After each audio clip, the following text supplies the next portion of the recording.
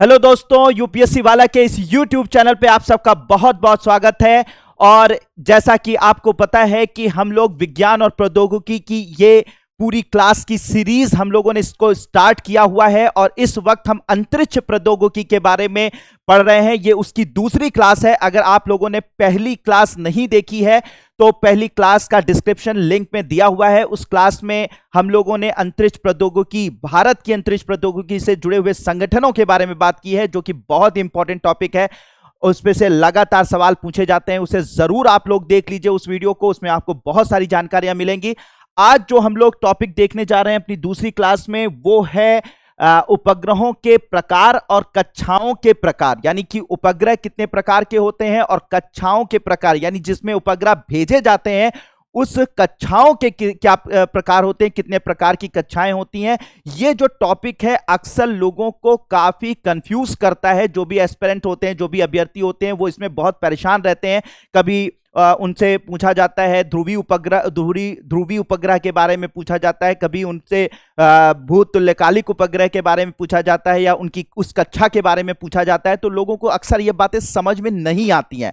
तो आज अगर आप लोग इस पूरी क्लास को बहुत इत्मीनान से, बहुत अच्छे से अगर आप देखते हैं, तो मैं ये प्रॉमिस करता हूं कि आज के बाद आप सैटेलाइट यानी उपग्रहों में जो कंफ्यूजन होता है, कभी जीसैट 19 छोड़ा जा रहा है, कभी कार्टोसैट छोड़ा जा रहा है, कभी आईआरएस छोड़ा जा रहा है। आप हमेशा जो ये कंफ्यूज रहते हैं कि कौन सा उपग्रह है, कैसा उपग्रह है, कहां जा रहा है, किस कक्षा में जा रहा है, इसमें जो आप लोगों का कंफ्यूजन बना रहता है, ये सारा का सारा जो भी कंफ्यूजन आपके पास है, वो मैं शर्त लगाता हूं, ये आपसे वादा करता हूं कि अगर आपने इस 1 घंटे की, 1.5 घंटे की क्लास अगर आपने कंप्लीट कर ली, तो आज से ये सारा कंफ्यूजन दूर हो जाएगा और ये पूरी तरीके से एक एक चीज आपको समझ में आ जाएगी और कभी भी ये कंफ्यूजन आपके साथ नहीं बना रहेगा। और इससे जुड़े जितने भी सवाल आएंगे उनको आप आसानी से कर लेंगे। लेकिन आपको निरंतर इस क्लास में बने रहना है। लगातार जहां पर आपसे क्वेश्चन पूछे जाए आप उसको जवाब भी देते रहिए, और साथ ही साथ लास्ट में इस टॉपिक को कंप्लीट होने के लास्ट में हम एक आपसे सवाल पूछेंगे, उसका भी आपको जवाब देना है। तो अगर आप पूरी तरीके से इसको बहुत अच्छे से देखते हैं तो आज ये सारा कंफ्यूजन, सारी दिक्कतें इससे जुड़ी हुई, जो भी इस टॉपिक से रिलेटेड जो भी प्रॉब्लम है, सब आज आपकी सॉल्व होने वाली है। तो चलिए इस टॉपिक को शुरू करते हैं। तो सबसे पहले उपग्रहों के प्रकार और कक्षाओं के प्रकार की हम यहां पर बात करने जा रहे हैं। तो देखिए, उपग्रह की बात करते हैं तो सबसे पहले उपग्रह की बात करते हैं तो याद रखिएगा कि अगर कोई भी अगर प्लैनेट है, प्लैनेट का मतलब क्या होता है कि कोई भी ग्रह है, ठीक है। तो अगर कोई भी प्लैनेट है, कोई भी ग्रह है, तो इस प्लैनेट के, अब ग्रह तो आपको पता ही होगा क्या होते हैं, जैसे पृथ्वी एक ग्रह है, बुध एक ग्रह है, शुक्र एक ग्रह है, बृहस्पति एक ग्रह है, शनि एक ग्रह है। तो कोई भी अगर ग्रह मौजूद है तो उस ग्रह के का अपना एक ग्रेविटेशनल फील्ड होता है, यानी कि गुरुत्वीय क्षेत्र होता है। ये आपको पता होगा, हर ग्रह का अपना गुरुत्वाकर्षण होता है, अपना गुरुत्वीय क्षेत्र होता है। तो जब कभी कोई भी पिंड जब किसी ग्रह के गुरुत्वीय क्षेत्र में रहकर उसका चक्कर लगाता रहता है, याद रखिएगा, जब कोई भी पिंड किसी ग्रह के गुरुत्वीय क्षेत्र में रहकर उसके चारों तरफ चक्कर लगाता रहता है, तो ऐसे पिंड को हम लोग उपग्रह के नाम से जानते हैं। क्या बोलते हैं? उपग्रह के नाम से। बिल्कुल ABCD से मैंने आपको प्रॉमिस किया था, जैसे लास्ट वीडियो में, कि मैं आपको बिल्कुल ABCD से पढ़ाऊंगा और Z तक पूरा पढ़ा कर कंप्लीट करूंगा, पूरे करंट अफेयर के साथ अपडेट करूंगा। तो बस उसी तरीके से बिल्कुल शुरुआत से, बिल्कुल बेसिक से आपको बता रहा हूं और आपको बहुत मजा आने वाला है। बस आप बहुत कंसंट्रेट होकर इसको देखते रहिए। तो सर, मैंने क्या बताया कि जब कोई भी ग्रह होता है तो उस ग्रह के गुरुत्वीय क्षेत्र में, जो उसका गुरुत्वाकर्षण होता है, तो उस गुरुत्वीय क्षेत्र में अगर कोई पिंड उस गुरुत्वीय क्षेत्र में उस ग्रह के चारों तरफ चक्कर लगाता रहता है, तो उसे हम लोग उपग्रह कहते हैं। क्या कहते हैं? उपग्रह कहते हैं, ठीक है। अब ये जो उपग्रह होते हैं यह 2 प्रकार के हो सकते हैं, ठीक है। 2 प्रकार के हो सकते हैं, एक होता है प्राकृतिक उपग्रह और एक होता है कृत्रिम उपग्रह। तो सबसे पहले प्राकृतिक उपग्रह की हम लोग अगर बात करें तो प्राकृतिक उपग्रह वह होते हैं जो प्रकृति ने बनाए हैं, जो नेचुरल होते हैं, जो प्राकृतिक होते हैं, जिसमें इंसानों का कोई लेन देन नहीं होता, यानी कि इंसानों द्वारा नहीं बनाए जाते, बल्कि प्राकृतिक रूप से हजारों लाखों करोड़ों सालों से वो वहां पर मौजूद हैं। ठीक है, करोड़ों सालों से, अरबों सालों से, जब से उस ग्रह का मतलब अस्तित्व है, उसी के साथ या उसके बाद में वो बने हैं और वो वहां पर मौजूद हैं, प्राकृतिक रूप से मौजूद हैं। तो ऐसे उपग्रह को प्राकृतिक उपग्रह कहते हैं। जैसे अगर हम लोग पृथ्वी की बात करें, पृथ्वी एक ग्रह है, तो पृथ्वी के गुरुत्वीय क्षेत्र में एक पिंड है जो कि इसके चारों तरफ चक्कर लगाता रहता है, इसके गुरुत्वीय क्षेत्र की तरफ चक्कर लगाता रहता है, तो उसे हम कहते हैं पृथ्वी का उपग्रह। और ये पृथ्वी का उपग्रह कौन सा है? ये हमारा चंद्रमा। तो ये जो चंद्रमा है, ठीक है, जो चंद्रमा है वो पृथ्वी का उपग्रह है। ठीक है, पृथ्वी का उपग्रह है। ये इसके गुरुत्वीय क्षेत्र में लगभग पृथ्वी से 3,84,400 किलोमीटर की दूरी पर, 3,84,400 किलोमीटर की दूरी पर इसके चारों तरफ चक्कर लगाता रहता है। ठीक है, तो ये पृथ्वी का उपग्रह है। समझ में आ रही बात? और ये कैसा पृथ्वी का उपग्रह है? पृथ्वी का यह प्राकृतिक उपग्रह है, प्रकृति ने बनाया है। ठीक है, यानी प्राकृतिक रूप से ये मौजूद है। कभी कभी माना जाता है कि ये पृथ्वी का ही भाग है। बहुत सारी थ्योरीज इस बात का सबूत देती हैं कि कभी एक थिया नाम का एक प्लैनेट था, एक छोटा सा प्लैनेट, छोटा सा एक कह सकते हैं ग्रह था, जो थिया नाम का, वो जाकर पृथ्वी से टकरा गया और उसकी पृथ्वी से थिया नाम के ग्रह के टक्कर की वजह से पृथ्वी का एक बहुत बड़ा भाग टूटकर अलग हो गया और वो पृथ्वी के चारों तरफ चक्कर लगाने लगा। ठीक है, और चक्कर लगाने लगा तो वही आज चंद्रमा है। ठीक है, चंद्रमा ऐसी एक थ्योरी है और इसके काफी सबूत हैं कि ऐसा हुआ था। थिया नाम का एक ग्रह था जिसने पृथ्वी को टक्कर मारी, जिससे पृथ्वी का एक बहुत बड़ा सा भाग टूटकर पृथ्वी से अलग हो गया और पृथ्वी के चारों तरफ चक्कर लगाने लगा। वही आज चंद्रमा के रूप में जाना जाता है। ठीक है, जाना जाता है। तो सीधी सी बात, यहां मैं उपग्रहों की बात कर रहा हूं, तो ये जो चंद्रमा है, ये चंद्रमा पृथ्वी का एक उपग्रह है। ठीक है, कैसा उपग्रह है? प्राकृतिक उपग्रह है, प्रकृति ने इसे बनाया है। ऐसे जितने भी ग्रह हैं उन ग्रहों के अपने अपने उपग्रह हैं, प्राकृतिक उपग्रह हैं। जैसे मंगल का फोबोस और डिमोस नाम का है। ऐसे बहुत सारे अलग अलग ग्रहों के एक से बढ़कर, मतलब पृथ्वी का तो सिर्फ एक ही उपग्रह है, प्राकृतिक उपग्रह है, लेकिन इसी तरीके से अगर हम मंगल की बात करें तो मंगल के 2 हैं। इसी तरीके से बृहस्पति की बात करें तो उनके बहुत सारे हैं। ठीक है, शनि की बात करें तो उनके भी बहुत सारे उपग्रह हैं। तो वो सारे उपग्रह, प्राकृतिक उपग्रह, उस ग्रह के चारों तरफ चक्कर लगाते रहते हैं। तो हमारी पृथ्वी की अगर बात की जाए तो हमारा एकमात्र उपग्रह है, ठीक है, प्राकृतिक उपग्रह है, जिसे हम लोग चंद्रमा के नाम से जानते हैं। अब बात आती है कि उपग्रह, सर ये प्राकृतिक उपग्रह है, अब ये प्राकृतिक उपग्रह के बाद कृत्रिम उपग्रह का क्या मतलब होता है, जिसे हमें पढ़ना है, जिसे हमें बहुत अच्छे से समझना है। तो कृत्रिम उपग्रह, या इसे हम लोग कह सकते हैं मानव निर्मित उपग्रह। तो मानव निर्मित, ठीक है, मानव निर्मित उपग्रह या फिर कृत्रिम उपग्रह। तो मानव निर्मित उपग्रह क्या होते हैं? जो कि यानी ये उपग्रह पृथ्वी के चारों तरफ चक्कर तो लगाते हैं, पृथ्वी के चारों तरफ चक्कर तो लगाते हैं, लेकिन ये प्राकृतिक रूप में से नहीं बने होते, यानी प्रकृति ने नहीं बनाया होता, बल्कि मनुष्य जो है अपने किसी कार्य के लिए, किसी मकसद के लिए इन उपग्रहों को बनाता है। ठीक है, और उन उपग्रहों को बनाकर पृथ्वी की कक्षा में छोड़ देता है, और पृथ्वी की कक्षा में छोड़ देता है तो ये उपग्रह पृथ्वी के गुरुत्वाकर्षण के क्षेत्र में, पृथ्वी के गुरुत्व के क्षेत्र में चारों तरफ पृथ्वी का चक्कर लगाते रहते हैं।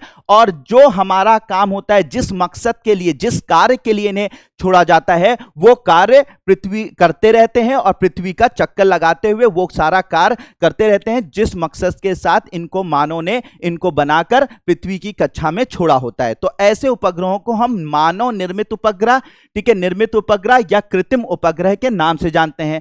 अब बात आती है कि सर इनका मकसद क्या होता है? आप कह रहे हैं किसी मकसद के साथ भेजे जाते हैं, किसी कार्य के लिए भेजे जाते हैं, तो इनका कार्य या इनका मकसद क्या होता है? ठीक है, उसे हमें बताएं। तो बहुत सारे कार्य हो सकते हैं, बहुत सारा इनका इनका कार्य होता है, जैसे कि कुछ दूर संचार उपग्रह होते हैं जो कि संचार की व्यवस्था करते हैं, संचार का माध्यम बनते हैं। मतलब सीधी सी बात है, जो इस वक्त आपके पास जो मेरी मेरी ये क्लास पहुंच पा रही है, ये संचार माध्यम की वजह से, ये इन उपग्रहों के माध्यम से ही पहुंच पा रही है। ठीक है, तो कभी कभी संचार के लिए इसका उपयोग किया जाता है, इन उपग्रहों का उपयोग किया जाता है। कभी कभी जो है ऊपर से डेटा यानी आंकड़ों को इकट्ठा करने के लिए कि पृथ्वी से के ऊपर जाकर ये उपग्रह पृथ्वी की फोटोग्राफ लेते हैं, पृथ्वी की जो है वो चित्र बनाते हैं, चित्र खींचते हैं, और तो उसकी मदद से हमें आंकड़े मिलते हैं, तो उसके लिए कभी कभी इनको भेजा जाता है। कभी कभी इनको जो है मौसम की जानकारी के लिए भेजा जाता है। ऐसे बहुत सारे कार्य होते हैं जो ये करते हैं उपग्रह। ठीक है, उपग्रह करते हैं और मानव अपने उन्हीं कार्यों को पूर्ण करने के लिए इनको बनाता है और पृथ्वी की कक्षा में, पृथ्वी के गुरुत्व क्षेत्र में छोड़ देता है, और ये पृथ्वी के चारों तरफ चक्कर लगाते रहते हैं, और पृथ्वी और हमारा जो कार्य होता है, यानी मानव जिस कार्य के लिए इन्हें भेजता है वो कार्य पूरा करते रहते हैं। तो ऐसे उपग्रहों को मैंने पहले ही बता दिया कि कृत्रिम उपग्रह या मानव निर्मित उपग्रह कहलाते हैं। तो सर ये कितने प्रकार के होते हैं? अब आता है क्वेश्चन, सर ये कितने प्रकार के होते हैं, कैसे होते हैं, ये क्या क्या काम करते हैं? ठीक है, क्या क्या काम करते हैं उसके हिसाब से हम समझने की कोशिश करेंगे, क्योंकि हम लोगों के यहाँ जो क्वेश्चन पूछा जाता है, वो क्वेश्चन जो पूछा जाता है वो इंडियन स्पेस टेक्नोलॉजी, यानी कि जो हमारे भारत में जो अंतरिक्षीय तकनीक है उसके बारे में ज्यादातर क्वेश्चन पूछे जाते हैं। तो मैं आप लोगों को सारे उपग्रहों को क्लासिफाई यहां पर करूंगा, सारे उपग्रहों को, सारे सैटेलाइट्स को यहां पर उनको विभाजित करूंगा कि किस किस तरीके के सैटेलाइट्स होते हैं, किस किस तरीके के उपग्रह होते हैं, और साथ ही साथ आपको उसके उदाहरण भी दे दूंगा। और यकीन मानिए कि अगर आप इन उदाहरणों को समझ लेंगे और इन सारे उपग्रहों को समझ लेंगे, उनके उदाहरणों को समझ लेंगे, तो आज के बाद जो न्यूज़पेपर आप उठाते हैं, और न्यूज़पेपर उठाने के बाद आप देखते हैं कि आज जीसैट 19 छोड़ा गया, ठीक है, आज कार्टोसैट 2F छोड़ा गया,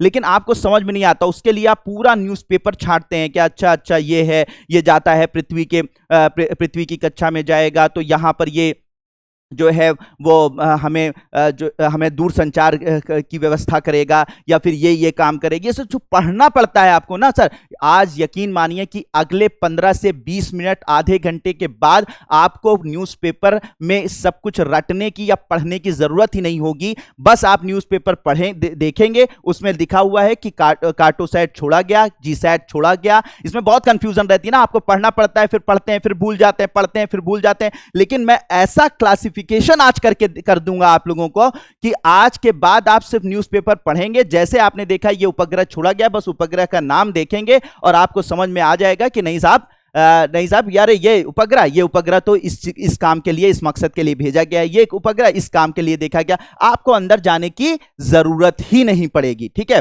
तो बिल्कुल तैयार हो जाइए समझने के लिए कि कौन कौन से उपग्रह होते हैं, ठीक है, कौन कौन से कृत्रिम उपग्रह होते हैं, और कृत्रिम उपग्रहों का भारत में जो कृत्रिम उपग्रह भेजे जाते हैं उनका उदाहरण क्या है। ठीक है, तो उसको समझने की कोशिश करते हैं। तो बिल्कुल तैयार हो जाइए। तो सबसे पहले अगर कृत्रिम उपग्रहों को या मानव निर्मित उपग्रहों को अगर हम विभाजित करें, तो सबसे पहले मैं नाम लूंगा, किस उपग्रह के बारे में मैं आपको बताऊंगा कि सबसे पहले मैं आपको दूर संचार उपग्रह के बारे में बताता हूं। ठीक है, दूर संचार उपग्रह, ठीक है, दूर संचार उपग्रह। अब ये जो दूर संचार उपग्रह होता है इसे टेलीकम्युनिकेशन सैटेलाइट बोलते हैं। बहुत सारे लोग कह रहे थे कि सर इस थोड़ा सा इंग्लिश के टर्म भी यूज कर लिया कीजिए, क्योंकि अक्सर सही भी बात है कि जब भी हम न्यूज़पेपर पढ़ते हैं तो अक्सर जो है science and technology English terms बहुत ज्यादा यूज होते हैं। ठीक है, बहुत ज्यादा यूज होते हैं, तो उसमें कंफ्यूजन ना हो आपको। ठीक है, तो इसलिए मैं थोड़ा सा इंग्लिश के टर्म्स भी यूज करता हुआ चलूंगा, बोलता हुआ चलूंगा, आप समझ जाइएगा। ठीक है, क्योंकि ये हिंदी का चैनल है तो एक्सक्लूसिव हिंदी में ही मैं इस बात कर रहा हूं, लेकिन मैं इंग्लिश में भी बोल दिया करूंगा जिससे कि आपको कोई कंफ्यूजन ना रह जाए। ठीक है, तो दूर संचार उपग्रह, इंग्लिश में इसे टेलीकम्युनिकेशन सैटेलाइट कहते हैं। ठीक है, दूर संचार उपग्रह का काम क्या होता है कि दूर संचार करना, दूर संचार में हमारी मदद करना। होता क्या है कि ये जो सैटेलाइट्स होते हैं, जैसे मान लीजिए कि पृथ्वी से कोई भी कम्युनिकेशन अगर किया जाता है, पृथ्वी से कोई कम्युनिकेशन किया जाए, ये मान लीजिए पृथ्वी है। अब पृथ्वी से मान लीजिए कोई भी चीज यहां पर भेजी गई, मतलब यहां से मान लीजिए कि रेडियो वेव्स यानी रेडियो तरंगों के माध्यम से कोई संचार, मान लीजिए यहां पर फोन पे आप बात कर रहे हैं, तो यहां पर आप फोन पे बात कर रहे हैं, तो फोन जैसे आप फोन पे बात करते हैं तो जो आपकी बातें होती हैं, जो आपका डेटा होता है, जो आपके आंकड़े होते हैं, वो क्या होते हैं, रेडियो तरंगों के रूप में परिवर्तित हो जाते हैं। और ये रेडियो तरंगों के रूप में परिवर्तित होकर ये कहां पहुंचते हैं, आपके सैटेलाइट दूरसंचार उपग्रह पर पहुंचते हैं। और फिर ये दूरसंचार उपग्रह क्या करता है कि इस रेडियो तरंगों को वापस जो है वो पृथ्वी पर भेज देता है। वो वापस कहां भेज देता है, पृथ्वी पर भेज देता है। तो दूरसंचार उपग्रह क्या होता है कि एक जगह से जाने वाली रेडियो तरंगों को, या मान लीजिए आप यहां पर बात कर रहे हैं, तो यहां से फोन आपने किया, तो फोन से निकली हुई रेडियो तरंगे पहले दूरसंचार उपग्रह तक जाएंगी, फिर दूरसंचार उपग्रह उन रेडियो तरंगों को जहां आप बात करना चाह रहे हैं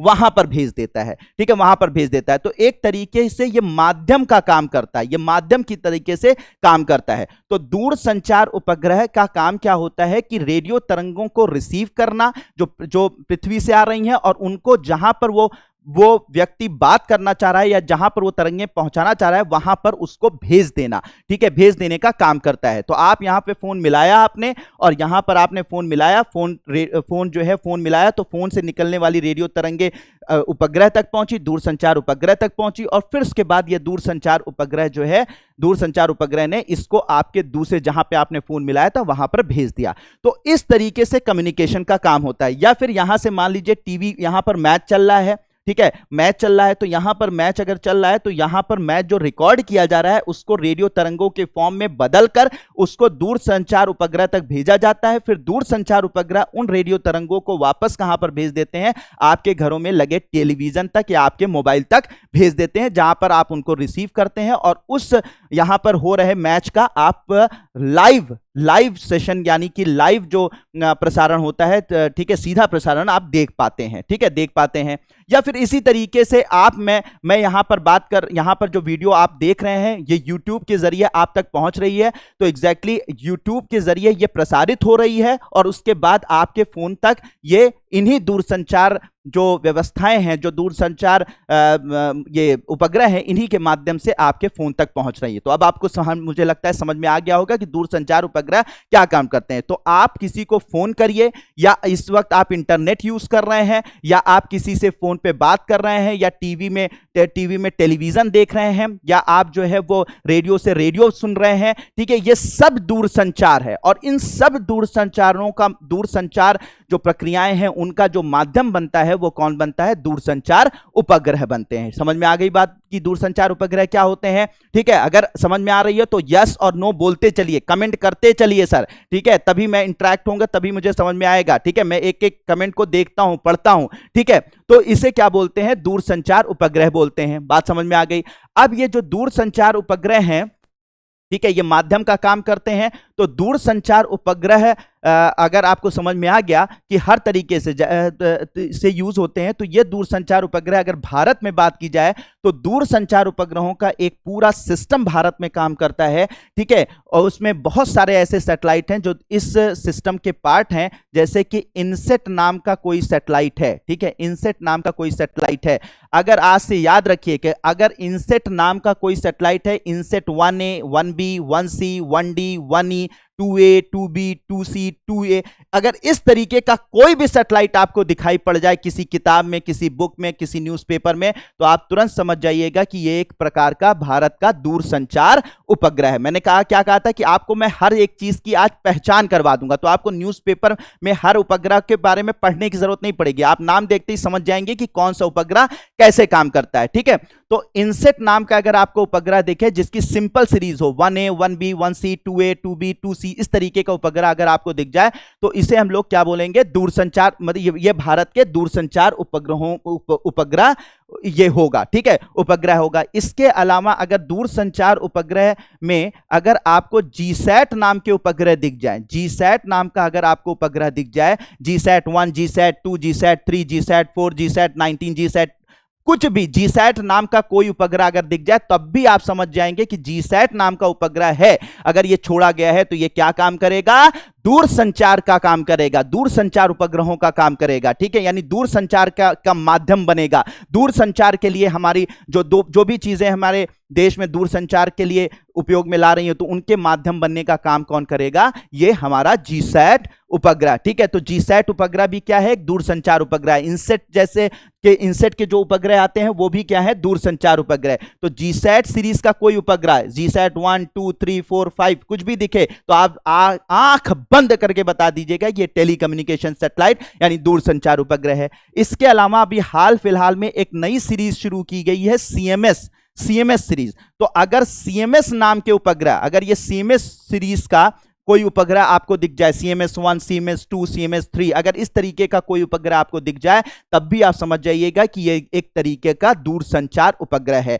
तो दूरसंचार उपग्रहों में आप कंफ्यूज होने की जरूरत नहीं है। अब उपग्रहों में अगर आपको CMS नाम का कोई उपग्रह दिख जाए, जीसैट नाम का कोई उपग्रह दिख जाए, अगर आपको जो है वो इनसेट की simple series inset 1A, inset 1B, inset 1C, अगर इस तरीके का उपग्रह दिख जाए तो आप तुरंत समझ जाइएगा कि ये कैसे उपग्रह हैं। ये टेलीकम्युनिकेशन सैटेलाइट है, यानी दूरसंचार उपग्रह है। जो हमारे मोबाइल फोन, जो हम लोग फोन करते हैं किसी को, तो ये इसी के माध्यम से, इन्हीं दूरसंचार उपग्रहों के माध्यम से उन तक पहुंच पा रही है मेरी बातें। इसके अलावा टेलीविजन देख रहे हैं, रेडियो देख रहे हैं, इंटरनेट यूज कर रहे हैं, ये सब दूरसंचार उपग्रहों की इन्हीं उपग्रहों की वजह से है। तो भारत के दूरसंचार उपग्रहों की जो प्रणाली है, उनमें जो दूरसंचार उपग्रह जो अलग अलग नाम के हैं, उनमें इनसेट नाम का है, जीसैट नाम के हैं और सीएमएस नाम के हैं। तो होप ये बात आपको आज से बिल्कुल क्लियर हो गई हो, बिल्कुल कॉन्फिडेंस में आ जाइए। सर यूपीएससी निकालना है तो कॉन्फिडेंस की बड़ी जरूरत है, ठीक है, और मुझे लगता है कि वो कॉन्फिडेंस आपके पढ़ने से आएगा। अब आपको कॉन्फिडेंस हो जाना चाहिए कि सर बिल्कुल बात क्लियर हो गई कि अब भैया मुझे जीसैट अगर दिखाई पड़ेगा तो मैं समझ जाऊंगा कि ये दूरसंचार उपग्रह है। ठीक है, दूरसंचार उपग्रह, ये बात मुझे अब समझ में आ जाएगी। अगर सीएमएस दिख जाएगा तो मैं समझ जाऊंगा कि ये दूरसंचार उपग्रह है। ठीक है, अब आगे बढ़ते हैं दूसरे उपग्रह की तरफ।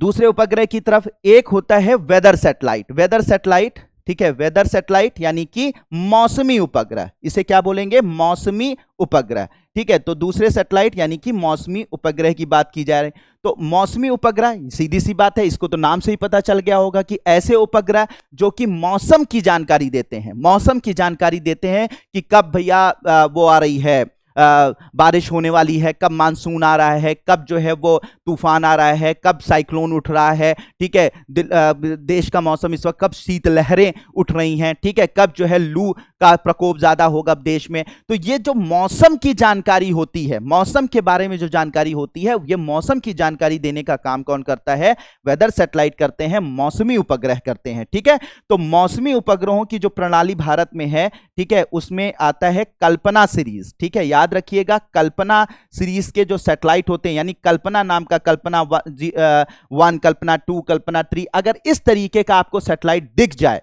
तो आप आंख बंद करके समझ जाइएगा, मतलब इस बात पे टिक मारिएगा, आंसर मारिएगा कि एग्जैक्टली कल्पना जो है वो, कल्पना नाम का सैटेलाइट सर ने बताया था कि वो वेदर सैटेलाइट होगा, यानी कि मौसमी उपग्रह होगा जो हमें मौसम की जानकारी देता है। ठीक है, तो मौसमी उपग्रहों की जो प्रणाली है भारत में, उसमें जो उपग्रह शामिल है भारत का, वो है कल्पना। तो कल्पना 1, कल्पना 2 नाम का अगर कोई भी सैटेलाइट अगर दिख जाए आपको, तो आप जानिएगा ये कैसा उपग्रह होगा?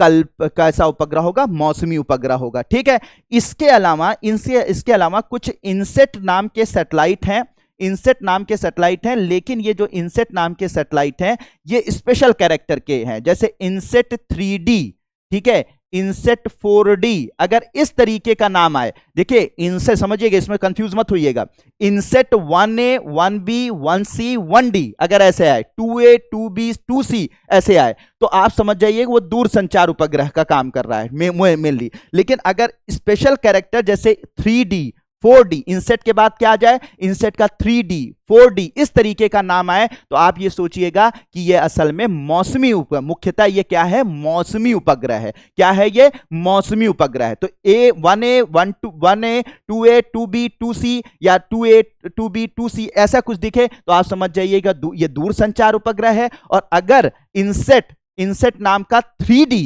4D, ये कुछ ही हैं, एक ही दो हैं, 3D, 4D अगर इस नाम का है तो आप समझिएगा कि ये कैसे हैं? वेदर यानी कि मौसमी उपग्रह हैं। तो मुझे लगता है ये बात भी आप लोगों को क्लियर हो गई होगी।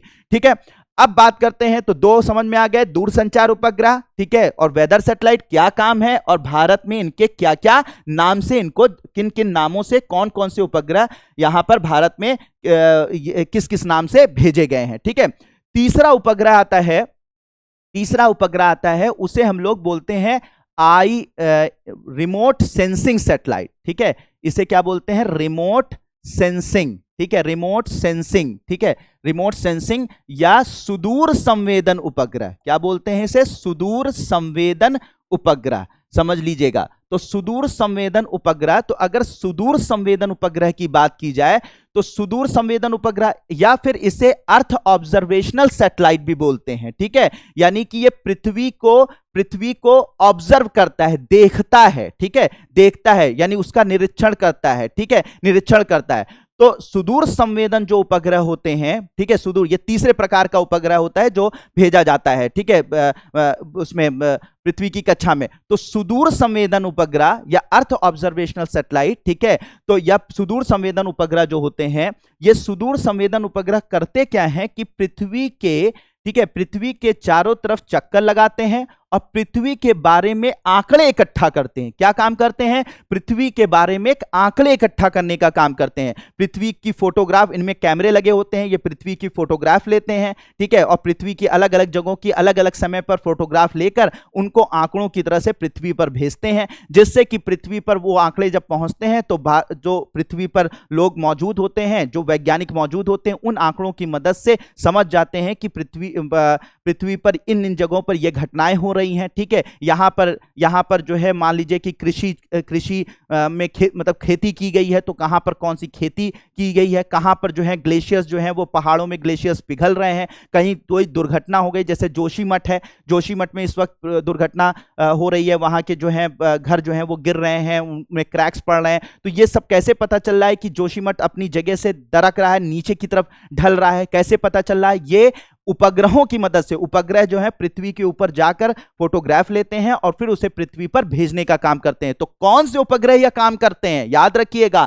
कौन से उपग्रह? क्या दूरसंचार, क्या मौसमी? नहीं, कौन से उपग्रह काम करते हैं ये काम? सुदूर संवेदन उपग्रह। तो सुदूर संवेदन उपग्रह आंकड़े इकट्ठा करने का काम करते हैं, ठीक है, चाहे वो पृथ्वी पर कोई हो रही घटनाएं हैं, चाहे वो प्राकृतिक घटनाएं हो, चाहे वो मानव निर्मित घटनाएं हो, उनके आंकड़े इकट्ठा करने का काम भारत में, देश में या पूरी दुनिया में कहां पर किस तरीके से कृषि में क्या हो रहा है उसके बारे में, कहां पर जंगल बढ़ रहे हैं या घट रहे हैं उनके बारे में आंकड़े इकट्ठा करना, मौसम में जो ये जलवायु परिवर्तन हो रहा है उसकी वजह से जो पृथ्वी पर बदलाव आ रहे हैं उनके बारे में आंकड़े इकट्ठा करना, समुद्रों के बारे में आंकड़े इकट्ठा करना, इवन कि पृथ्वी के नीचे यानी कि धरती के नीचे जो खनिज पदार्थ मौजूद हैं, जो मिनरल्स मौजूद हैं, उन खनिज पदार्थों के बारे में भी आंकड़े ये इकट्ठा करते हैं कि कहां कहां पे कौन कौन से खनिज पदार्थ पाए जा रहे हैं। और यहां तो छोड़ दीजिए, यहां तक कि अगर मान लीजिए कि चाइना ने भारत के अंदर प्रवेश करके कहीं पर वो सड़क बना रहा है या हमारी जमीन पर कब्जा कर रहा है,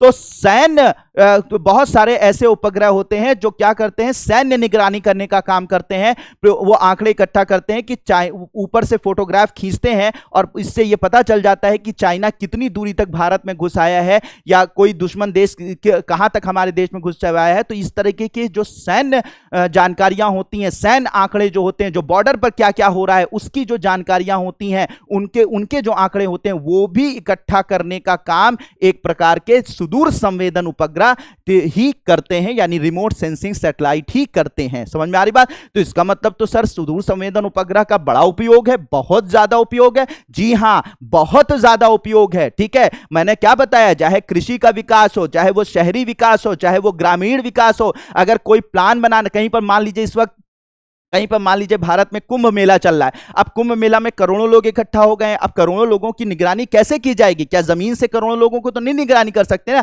तो सैटेलाइट जो है अपनी पिक्चर्स भेजता रहता है कि कहां कहां पर कहां पे इस वक्त लोग ज्यादा हैं, कहां पर कम हैं, कहां पर दुर्घटना हो सकती है, कहां पर नहीं हो सकती। तो वो सारी की सारी जानकारियां जो है ये उपग्रहों के माध्यम से उपग्रह जो है वो फोटोग्राफ या बहुत सारी तरीके से डेटा खींचते हैं।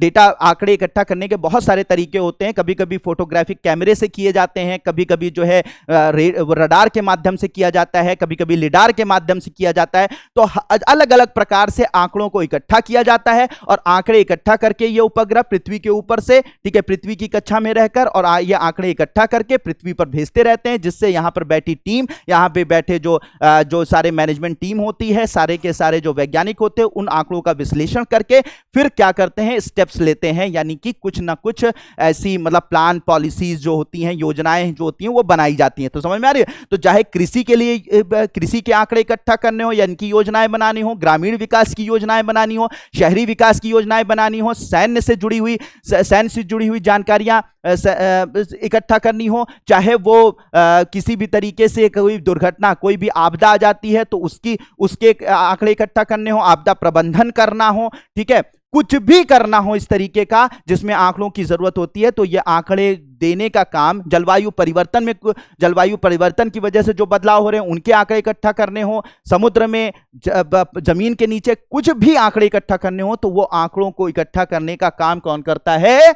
रिमोट सेंसिंग सैटेलाइट करता है, सुदूर संवेदन उपग्रह करता है। मुझे लगता है बिल्कुल अब आप लोगों को बिल्कुल कॉन्सेप्ट क्लियर हो रहा होगा। हो रहा है कि नहीं हो रहा है? जल्दी से कमेंट कीजिए, जल्दी से कमेंट कीजिए, ठीक है, ठीक है। तो बिल्कुल सुदूर संवेदन उपग्रह, अब भूलिएगा मत, कभी नहीं भूलने की जरूरत है। सुदूर संवेदन उपग्रह का काम क्या है अब आपको समझ में आ गया होगा। अर्थ ऑब्जर्वेशनल सैटेलाइट, ठीक है, जो पृथ्वी का निरीक्षण करते हैं, ठीक है, तो उन सैटेलाइट्स का काम क्या है? ये सारे काम है जो मैंने आप लोगों को बताए। तो सर इतने सारे काम करता है तो इसका मतलब बहुत सारे ऐसे उपग्रह होंगे जो भारत ने भेजे होंगे अलग। बिल्कुल सर, भारत जो है इस तरीके के उपग्रहों को छोड़ने में महारत हासिल है और बहुत सारे सैटेलाइट जो हैं अलग अलग नाम से सुदूर संवेदन का काम भारत में कर रहे हैं। तो अगर आपको IRS नाम का कोई सैटेलाइट दिख जाए, सुनिएगा, ध्यान से समझिएगा, अगर आपको IRS नाम का कोई सैटेलाइट दिख जाए, अगर IRS नाम का कोई सैटेलाइट दिख जाए, ठीक है, IRS-1, IRS-2, IRS-3, IRS-4, IRS-5, ऐसा कोई सैटेलाइट दिख जाए तो आप तुरंत समझ लीजिएगा IRS नाम का सैटेलाइट, यानी इसका मतलब है RS का मतलब रिमोट सेंसिंग, यानी कि सुदूर संवेदन उपग्रह, वही आंकड़े इकट्ठा करने का काम, ठीक है, करेगा, ठीक है, IRS सिस्टम। इसके अलावा अगर आपको कार्टोसैट नाम का सैटेलाइट दिख जाए, कार्टोसैट नाम का सैटेलाइट, तो आप तुरंत समझ जाइएगा कि यह भारत का सुदूर संवेदन उपग्रह प्रणाली का ही एक भाग है, ठीक है, मतलब ये उपग्रह किस प्रणाली का भाग है? भारतीय सुदूर संवेदन उपग्रह प्रणाली का भाग है, यानी कि ये सुदूर संवेदन करने का काम करता होगा। तो IRS नाम का कोई सैटेलाइट दिख जाए, कार्टोसैट नाम का कोई सैटेलाइट दिख जाए, ठीक है, अगर ओशन सैट, ठीक है, ओशन सैट नाम का कोई सैटेलाइट दिख जाए, आपको जो है वो रीसैट नाम का कोई सैटेलाइट दिख जाए, ठीक है, रीसैट नाम का सैटेलाइट दिख जाए। इसके अलावा आजकल चल रहा है EOS, ठीक है, EOS-01, EOS-03, EOS-04, अगर इस तरीके का सैटेलाइट भी आपको दिख जाए तो आप कार्टोसैट दिख जाए, IRS दिख जाए, ओशन सैट दिख जाए, रीसैट दिख जाए, EOS दिख जाए, ठीक है, EOS दिख जाए, अगर इस तरीके के इस नाम के कोई सैटेलाइट आपको दिख जाए तो आप तुरंत समझ जाएंगे कि ये कैसे हैं, ये रिमोट सेंसिंग सैटेलाइट हैं, ये सुदूर संवेदन उपग्रह हैं। क्या काम करते होंगे? पृथ्वी के ऊपर रहकर अलग अलग तरीकों से ये आंकड़े इकट्ठा करते होंगे और अलग अलग कामों में इनका उपयोग होगा, ठीक है। अब ये क्या है, कैसे हैं, और आगे आगे और भी हम लोग डिटेल में चर्चा करेंगे, लेकिन अभी मैं आप लोगों को इंट्रोड्यूस कर रहा हूं, आपको पहचान कर, जो आप कंफ्यूज रहते हैं जब ये लॉन्च होते हैं, जब ये प्रक्षेपण होते हैं, तो आपको जो कंफ्यूजन होता है वो कंफ्यूजन मैं दूर करना चाह रहा हूं कि अब आप न्यूज़पेपर पढ़िए, तुरंत पहचान जाइए, अच्छा रीसेट छोड़ा जा रहा है, अच्छा EOS-05 छोड़ा जा रहा है, अच्छा मुझे पता है भाई, मुझे पता है, मतलब अंदर जाने की जरूरत नहीं है, ये लेवल पैदा होना चाहिए भाई, समय कहां है यार, बहुत कुछ पढ़ना है, ठीक है। तो आप इस पूरी सीरीज में, जो विज्ञान की सीरीज मैंने स्टार्ट की, इसमें आप बस जुड़े रहिए, देखिएगा आप लोगों की कितनी जबरदस्त तैयारी हो जाती है और आपको मजा आएगा जब आप एग्जामिनेशन के हॉल में बैठेंगे और उस वक्त पेपर हल कर रहे होंगे, ठीक है। तो सारी बातें इस क्लास में डिस्कस की गई, आप लोगों को वहां पर दिखेंगी, ठीक है। तो अगर आपको इन नामों के उपग्रह दिख जाएं तो आप तुरंत समझ जाइए कि भारत के सुदूर संवेदन उपग्रह प्रणाली के भाग हैं, ठीक है। इसके अलावा हाइसिस है और भी है, लेकिन ये सीरीज वाले जो हैं ये मैंने आपको बता दिए, ठीक है, बिल्कुल क्लियर, ठीक है, क्लियर। आगे बढ़ते हैं। अब अब बात करते हैं सर, 3 तरीके के उपग्रह आपने बता दिए, कौन कौन से बता दिए, मैंने आप लोगों को बता दिया, ठीक है। मैंने आप लोगों को बता दिया, किसके बारे में बता दिया, मैंने आप लोगों को बता दिया इसके बारे में, दूरसंचार उपग्रह के बारे में, मैंने आपको बता दिया मौसमी उपग्रहों के बारे में और उनके उदाहरण भी बता दिए भारत में कौन कौन से हैं, किन आपको देख के पता लग जाना चाहिए। फिर सुदूर संवेदन उपग्रह प्रणाली के बारे में बता दिया। अब एक उपग्रह प्रणाली होती है जिसे हम लोग बोलते हैं नेविगेशन सैटेलाइट, ठीक है, नौ परिवहन उपग्रह, ठीक है, नौ परिवहन उपग्रह या नेविगेशन सैटेलाइट, ठीक है, नेविगेशन सैटेलाइट या नेविगेशन, अक्सर इसको हिंदी में भी नेविगेशनल सैटेलाइट के नाम से ही जाना जाता है, लेकिन नौ परिवहन या नौ वाहन कुछ भी आप कह सकते हैं, तो नेविगेशन सैटेलाइट, ठीक है, नेविगेशन सैटेलाइट या नौ परिवहन उपग्रह, नौ परिवहन उपग्रह या नौ वाहन उपग्रह के नाम से जाना जाता है, ठीक है। तो अगर ये उपग्रह अगर आपको दिख जाए, मतलब ये उपग्रह जो होते हैं, ये उपग्रह का काम क्या होता है, ये आपको एक स्थान से दूसरे स्थान तक पहुंचाने का कार्य करते हैं, मतलब ये आपको नेविगेट करते हैं, जैसे आप लोगों ने फोन में जीपीएस सिस्टम देखा होगा, ठीक है। तो ये जो जीपीएस सिस्टम होता है, ये एक तरीके की क्या है, नेविगेशन उपग्रह के माध्यम से ही आपको, आप जैसे आपने ये सब आप लोगों ने देखा होगा ना, फोन में आपने ऐसे ऑन कर दिया तो ऐसे रास्ते बन जाते हैं, इस तरीके से रास्ते बन जाते हैं, फिर आप बता देते हैं कि मुझे इस जगह पे जाना है, टिम्बकटू जाना है, तो टिम्बकटू जाने के लिए आप जैसे टिम्बकटू नाम डालते हैं वैसे ही वो रास्ता बन जाता है, या रास्ता बन जाता है कि टिम्बकटू जाने के लिए आपको ऐसे ऐसे ऐसे ऐसे यहाँ पर पहुंचना पड़ेगा, ये होता है ना, सबने यूज किया है कि नहीं किया है। तो जब आपने इसको यूज किया है तो ये कैसे हो जाता है, ये भी उपग्रहों के माध्यम से होता है। जैसे आप फोन में ये जीपीएस ऑन करते हैं, फोन पर जीपीएस आपने ऑन किया, फोन सीधे कनेक्ट हो जाता है उपग्रहों से, ठीक है, ऐसे उपग्रहों जिन्हें नेविगेशन उपग्रह कहते हैं या नौ परिवहन उपग्रह कहते हैं, ठीक है, उनसे कनेक्ट हो जाता है, ठीक है, और उनसे कनेक्ट हो जाता है और फिर वो आपकी लोकेशन का पता कर लेते हैं कि आप कहां मौजूद हैं, और फिर आप जब डालते हैं कि मुझे यहां जाना है, टिम्बकटू जाना है या झुमरी तलैया जाना है, जहां पर भी आपको जाना है आप उसको डालते हैं, तो वो उसी तरीके से बता देता है कि आपसे ये जहां पर आप जाना चाहते हैं उसकी दूरी इतनी है और उसका रास्ता ये है। ये आप सबने यूज किया होगा। तो ये कैसे हो पाता है, आपके फोन की ये करामात नहीं है, बल्कि ये किसकी वजह से हो पाता है, नौ परिवहन उपग्रहों या फिर नेविगेशन सैटेलाइट की मदद से हो पाता है, ठीक है, समझ में आ रही बात। तो ये इन उपग्रहों की वजह से हो पाता है। अब ये जो नेविगेशन उपग्रह होते हैं, ठीक है, नेविगेशन उपग्रह होते हैं, ये नेविगेशन उपग्रह जो हम लोग अभी यूज कर रहे हैं, ठीक है, ये बात समझ में आ गई ना, क्या कहां पे इसका होता है नेविगेशन उपग्रहों का उपयोग, ठीक है, नौ परिवहन उपग्रहों का उपयोग कहां पर होता है, समझ में, रास्तों को ढूंढने के लिए, ठीक है, रास्तों को ढूंढने के लिए, एक स्थान से दूसरे स्थान पर पहुंचने के लिए। और आप तो छोड़ दीजिए, जो जहाजें होती हैं, जो जहाज उड़ान भरती हैं, तो ये इन्हीं के माध्यम से अपने लक्ष्य तक पहुंचती हैं, अपने जो जहां तक इनको जाना होता है इन्हीं के माध्यम से पहुंचती हैं, यानी कि जीपीएस से की माध्यम से ही, ठीक है, ये अपना रास्ता तलाशते हुए जहां पर इनको उतरना होता है वहां पर तक जाती हैं। इसके अलावा आपके जितने भी पानी के जहाज होते हैं वो इसी के माध्यम से एक स्थान से दूसरे स्थान पहुंचते हैं। इसके अलावा गाड़ियां हैं, ट्रेनें, बहुत सारी चीजें जो है इसी के माध्यम से, यानी कि इन्हीं नेविगेशन उपग्रहों के माध्यम से एक स्थान से दूसरे स्थान पहुंचती हैं, ठीक है, पहुंचती हैं। तो अब मिसाइल्स हैं, मिसाइल्स भी इसी के माध्यम से अपने रास्ते को तलाश करते हुए अपने लक्ष्य तक जाकर उस पर अटैक करती हैं, इसी जीपीएस के माध्यम से, यानी कि नेविगेशन उपग्रहों के माध्यम से। तो ये जो हम लोग इस वक्त यूज कर रहे हैं नेविगेशन उपग्रह, जो हम अपने फोन्स में यूज करते हैं, अपनी गाड़ियों में यूज करते हैं, असल में ये जो जीपीएस कहते हैं हम लोग, इसे ग्लोबल पोजिशनिंग सिस्टम कहते हैं। और ये जो उपग्रह की प्रणाली है जिसके माध्यम से हम लोग अपना रास्ता ढूंढते हैं, हमारे अभी हम लोग जो अपने देश में यूज कर रहे हैं, पूरी दुनिया यूज कर रही है, ये जो जीपीएस सिस्टम है, असल में ये सिस्टम है अमेरिका का। अमेरिका ने ऐसे बहुत सारे नेविगेशन उपग्रहों को धरती के ऊपर भेजकर और उन्हीं के माध्यम से जो है वो अमेरिका ने ये नेविगेशन उपग्रहों को धरती के ऊपर छोड़ दिया है। और ये उपग्रह जो है पूरी धरती को घेरे हुए हैं। और फिर जब पूरी दुनिया में कहीं पर भी हम लोग हों या अमेरिका वाले हों या दुनिया के और देश हों, वो जब फोन अपना यूज करते हैं तो ये जीपीएस सैटेलाइट से कनेक्ट हो जाता है उसका फोन, और उसी के माध्यम से हम अपना रास्ता, अपने लक्ष्यों को तलाश करते हैं, ठीक है। तो अब बात आती है कि भैया ये अमेरिका का है। और अमेरिका हमें यूज करने दे रहा है, यूज करने उसके अपने वो होते हैं कि वो क्यों यूज करने देता है, वो अपने हर देश के साथ उनका अपना कोलैबोरेशन होता है, वो यूज करने दे रहा है। लेकिन हम अमेरिका के ऊपर डिपेंड नहीं रह सकते हैं भाई, कभी अगर जरूरत हमें पड़ जाए, ठीक है, कभी, और ऐसी हुआ भी, हमारे साथ इतिहास में घटनाएं घटी भी हैं, ठीक है, जिसमें क्या हुआ, हमें जरूरत पड़ी जीपीएस सैटेलाइट की, ठीक है, जीपीएस सैटेलाइट की, तो हमें अमेरिका ने जीपीएस देने से मना कर दिया। तो अब जब भी ये जीपीएस देने से मना कर दिया, तो ऐसी कंडीशन में ना हमारे जहाज, ये कारगिल वॉर के वक्त हुआ था, और कारगिल वॉर के वक्त यही हुआ था कि हम अपने फाइटर प्लेन्स जो हैं वो रास्तों को तलाशने के लिए जीपीएस की मदद लेना चाहते थे, लेकिन जीपीएस दिया नहीं था अमेरिका ने। ऐसा कहा जाता है, ऐसा इल्जाम लगाया जाता है कि ऐसा हुआ था, ठीक है, कथित रूप से इसे कहा जाता है कि अमेरिका ने जीपीएस देने से मना कर दिया, इसी वजह से हमारे फाइटर प्लेन जो है उड़ान नहीं भर पाए, और फिर फाइनली जो है वो हमारे जो दुश्मन थे कारगिल वॉर में, हम उन्हें बहुत मतलब जल्दी नहीं मार पाए, ठीक है, काफी देर लग गई। बाद में जब हमने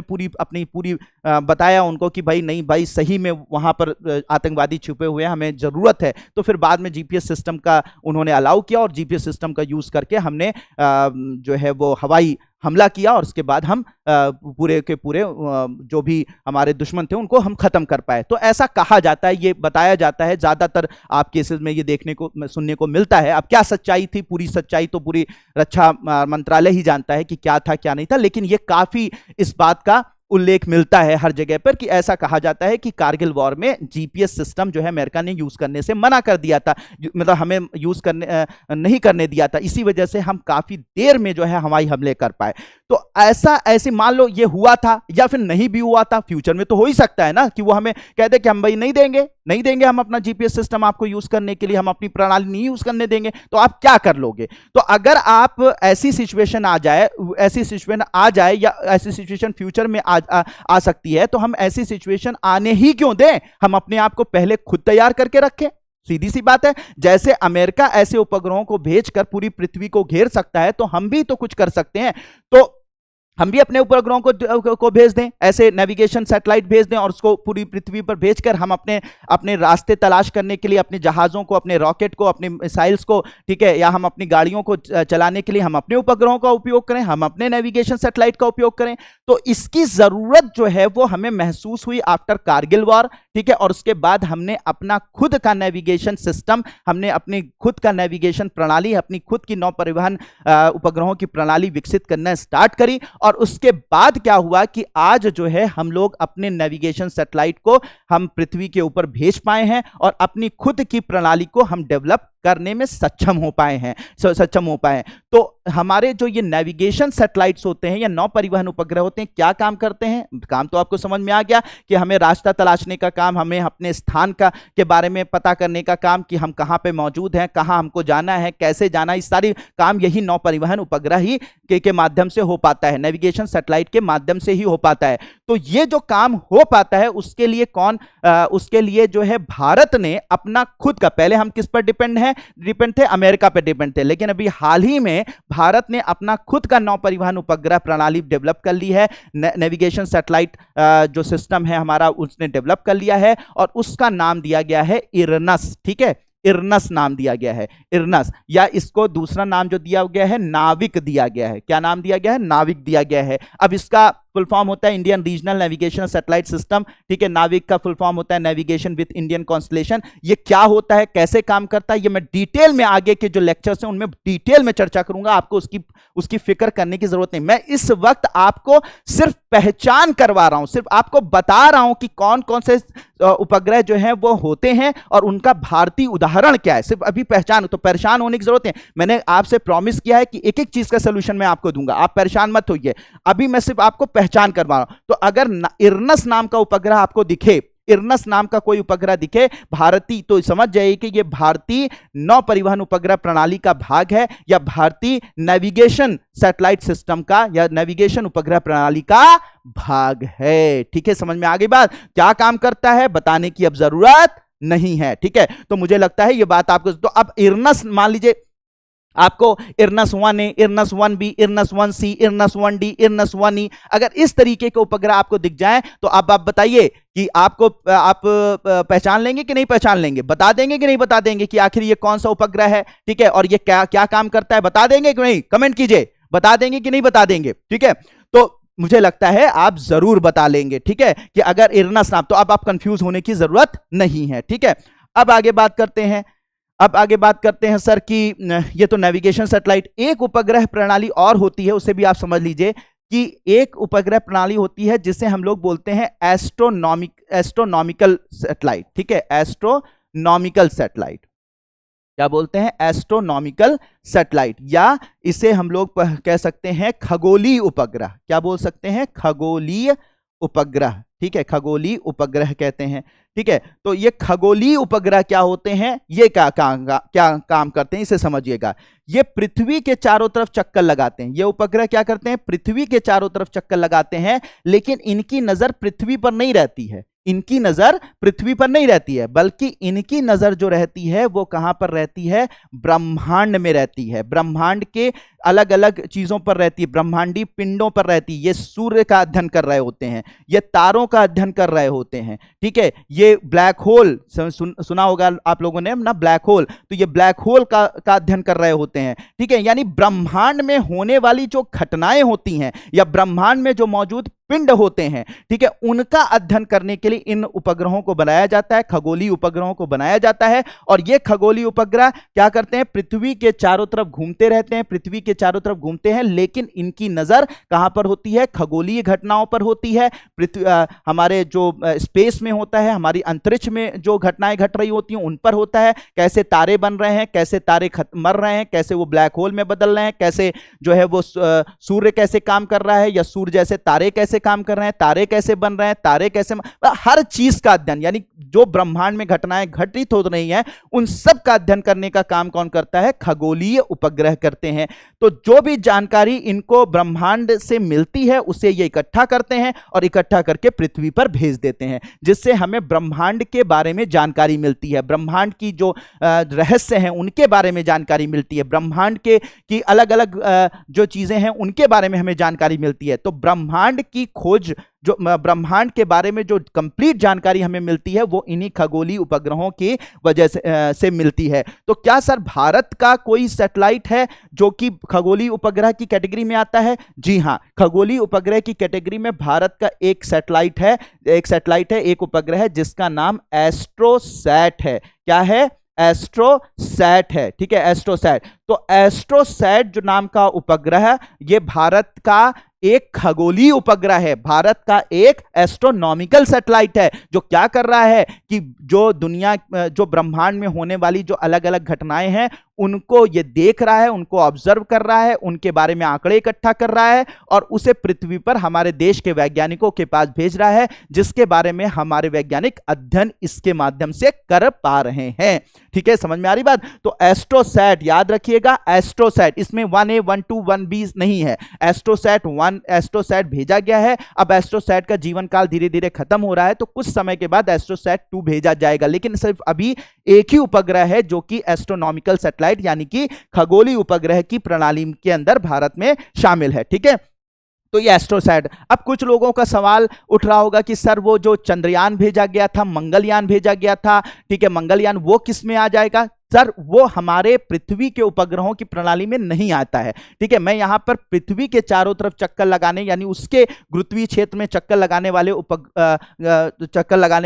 उपग्रहों की बात कर रहा हूं, क्योंकि उपग्रह, पृथ्वी के उपग्रह वही होंगे ना जो कि उसके गुरुत्वाकर्षण में चक्कर लगा रहे होंगे। ठीक है, जबकि जो चंद्रयान है, मंगलयान है, ठीक है, चंद्रयान है, तो चंद्रयान को चंद्रमा की ऑर्बिट में डाला गया था। ठीक है, वैसे चंद्रमा भी हमारे ही गुरुत्वीय क्षेत्र में मौजूद है, नो डाउट, उसका अलग बात है, लेकिन वो चंद्रमा का अध्ययन करने के लिए वो भेजा गया था। तो वो चंद्रमा की कक्षा में घूमता है, चंद्रमा का चारों तरफ चक्कर लगाता है, पृथ्वी की चक्कर नहीं लगाता। चंद्रयान 1 जो भेजा गया था या बाद में चंद्रयान 2 भेजा गया था, या मंगलयान को मंगल की ग्रह के ऑर्बिट में कक्षा में भेजा गया तो वो मंगल का उपग्रह बन गया, यानी मंगल के चारों तरफ चक्कर लगा रहा था। ठीक है, मंगलयान जो भारत का भेजा गया था, तो वो हमारे क्या है कि वो स्पेस एक्सपीडिशंस में शामिल होता है, यानी कि जो हम लोग दूसरे ग्रहों पर या दूसरे उपग्रहों पर भेजते हैं वो मिशन अलग होते हैं, वो अंतरिक्षीय मिशन होते हैं। ठीक है, उनको अलग कैटेगराइज किया जाता है, उसके बारे में हम लोग आगे अध्ययन करेंगे, डिटेल में अध्ययन करेंगे कि कौन कौन से भेजे गए थे, उसके बारे में अलग बात करेंगे। लेकिन पृथ्वी की कक्षा में चक्कर लगाने वाला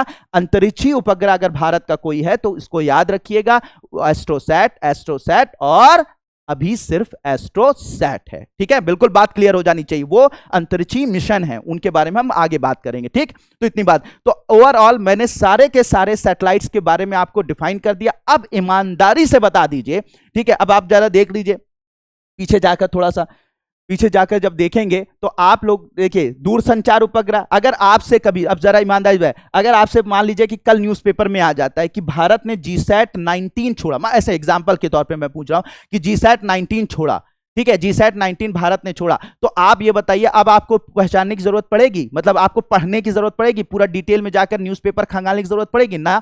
जीसैट 19 छोड़ा, जीसैट, अच्छा सर ने बताया जीसैट नाम का होगा दूरसंचार उपग्रह, काम क्या करता होगा कि वो जाता है और दूरसंचार का माध्यम बनता है, यानी दूरसंचार सेवाओं को देता है। अच्छा, पृथ्वी से भेजा जाता है, ठीक है। तो अब आपको पहचान, मतलब ये अब कंफ्यूजन नहीं होगा, ईमानदारी से बताइए, अब कंफ्यूजन नहीं होगा। आपसे मान लीजिए पूछ लिया गया कार्टोसैट भेजा, भारत ने भेजा, तो आपको कोई कंफ्यूजन नहीं होगा, अरे अच्छा सुदूर संवेदन उपग्रह है। अगर आपसे पूछ लिया गया ईओएस 06 भेजा जा रहा है, अच्छा EOS, earth of EOS sir ने बताया था रिमोट सेंसिंग, क्या काम करता है, आंकड़े इकट्ठा करता है, अच्छा पृथ्वी, अरे समझ में आ गया। अभी और भी बातें आपको समझ में आएगी, मतलब आप जब इस चैप्टर को कंप्लीट कर रहे होगे तो आपको कुछ नहीं, बस न्यूज़पेपर देखा, नाम पढ़ा कि ये उपग्रह इसरो ने भेजा है, बस खत्म, आपने आज 90% 80% डिटेल अपने आप कर ली। अभी आगे और भी जब मैं जानकारी आपको दे दूंगा तो ठीक है, अभी कम से कम पहचान तो आप लोगों को कंफर्म हो गई होगी, अब आपको कंफ्यूज होने की जरूरत है। अच्छा इरनस भेजा गया था, चलो इरनस समझ में आ गया, वो नेविगेशन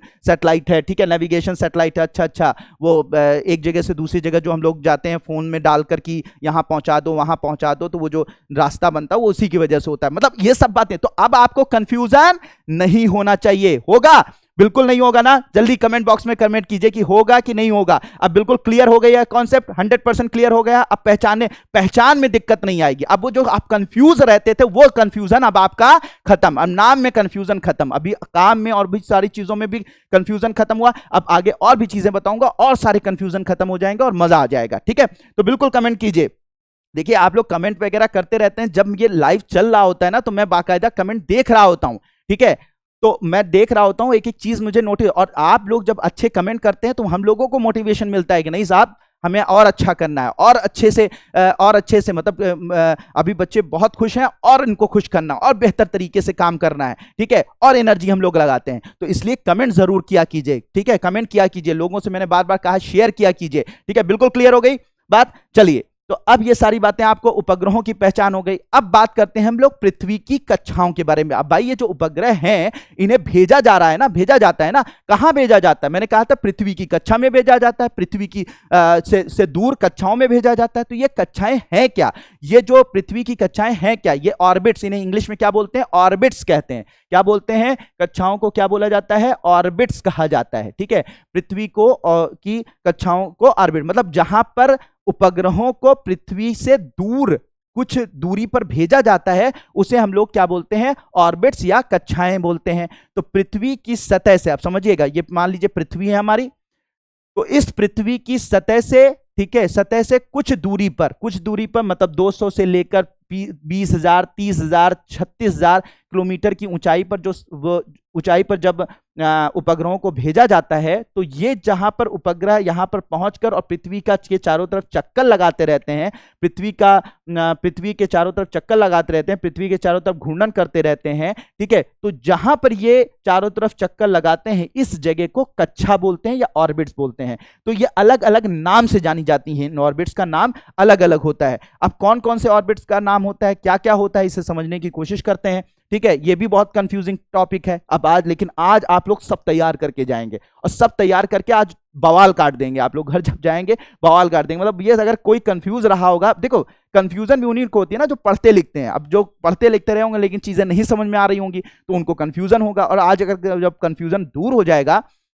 तो आज वो इतने खुश होंगे कि पूछो मत, ठीक है। क्योंकि भाई अगर एक बच्चा पढ़ रहा है, मेहनत कर रहा है और उसको कंफ्यूजन बना हुआ है, उसको टॉपिक जो है वो बहुत बार बार पढ़ चुका है, 3 से 4 बार पढ़ चुका है, लेकिन उसको समझ में नहीं आ रही हैं बातें, और अगर कभी कोई टीचर या कोई उसका दोस्त या कोई किताब उसको सही से समझा देती है तो उस दिन उसके दिन बन जाता है। क्योंकि उसका तो यही है ना, बस हमें समझ में आ जाए। बहुत दिन से वो तड़प रहा था और आज उसको समझ में आ गया। तो जिन लोगों को आज समझ में आएगा, आज समझ लीजिए उनका दिन बन जाएगा। ये सारी चीजें, और ये टॉपिक भी काफी कंफ्यूजिंग है। आज आप लोगों का ये टॉपिक भी क्लियर हो जाएगा। ठीक है, तो अब आप देखिए सर, अब अगर मैंने क्या बताया, पृथ्वी की सतह से दूर कुछ ऐसी दूरियां जहां पर सैटेलाइट्स को भेजा जाता है, सैटेलाइट्स भेजा जाता है और सैटेलाइट इस दूरी पर जाकर पृथ्वी के चारों तरफ घूमते हैं और पृथ्वी से संपर्क में रहते हैं और पृथ्वी के बारे में जानकारियां इकट्ठा करते हैं या पृथ्वी से दूर संचार के माध्यम बनते हैं। तो इन्हें हम लोग क्या बोलते हैं, कक्षाएं बोलते हैं। इन्हें क्या बोलते हैं, ऑर्बिट्स बोलते हैं। ठीक है, ऑर्बिट्स बोलते हैं। ये अलग अलग प्रकार की होती हैं, अलग अलग इनकी जरूरत होती है, अलग अलग उपग्रहों को अलग अलग ऑर्बिट में डाला जाता है। कौन कौन सी ऑर्बिट होती है, उन्हीं की मैं पहचान आप लोगों को करवाने जा रहा हूं, समझिएगा। अब होता क्या है, पृथ्वी की एक पृथ्वी की सतह है। अब पृथ्वी की सतह से लगभग पृथ्वी की सतह की मैं बात कर रहा हूं, पृथ्वी की सतह। तो पृथ्वी की सतह से लगभग 200 से लेकर 2000 किलोमीटर, लगभग ये कहीं पर कोई स्पेसिफिक लिखा नहीं है, लेकिन फिर भी हम मानते हैं, ज्यादातर लोग ये मानते हैं कि 200 से लेकर 2000 किलोमीटर। तो 200 से लेकर 2000 किलोमीटर की जो दूरी होती है, यानी पृथ्वी की सतह से, ध्यान से समझिएगा, लगभग 200 से लेकर 2000 किलोमीटर, पृथ्वी की सतह से 200 से लेकर 2000 किलोमीटर के बीच की जो दूरी होती है, ठीक है, तो बीच की जो दूरी होती है, उस दूरी में जो कक्षा मौजूद होती है, जो सैटेलाइट भेजे जाते हैं, जो उपग्रह भेजे जाते हैं, उस दूरी को, यानी 200 किलोमीटर से लेकर 2000 किलोमीटर के बीच की जो दूरी होती है, उसे हम लोग बोलते हैं लो अर्थ ऑर्बिट, यानी कि पृथ्वी की लो अर्थ ऑर्बिट, यानी कि ये होती है निम्न भू कक्षा। क्या कहा जाता है, निम्न भू कक्षा कहा जाता है, लो अर्थ ऑर्बिट। ठीक है, निम्न भू कक्षा कहा जाता है, लो अर्थ ऑर्बिट, निम्न भू कक्षा। क्या मैंने बताया, पृथ्वी की सतह से 200 किलोमीटर से 2000 किलोमीटर के बीच में जो कक्षा मौजूद होती है, उसे क्या बोलते हैं, लो अर्थ ऑर्बिट। ठीक है, या निम्न भू कक्षा कहा जाता है। इसके अंदर जो सैटेलाइट भेजे जाएंगे 200 से लेकर 2000 किलोमीटर तक, उन्हें हम कहेंगे कि ये लियो में भेजे गए हैं, लो अर्थ ऑर्बिट में भेजे गए हैं, निम्न भू कक्षा में भेजे गए हैं। बात बिल्कुल क्लियर, बिल्कुल क्लियर। ठीक है, तो ये निम्न भू कक्षा में भेजे गए हैं।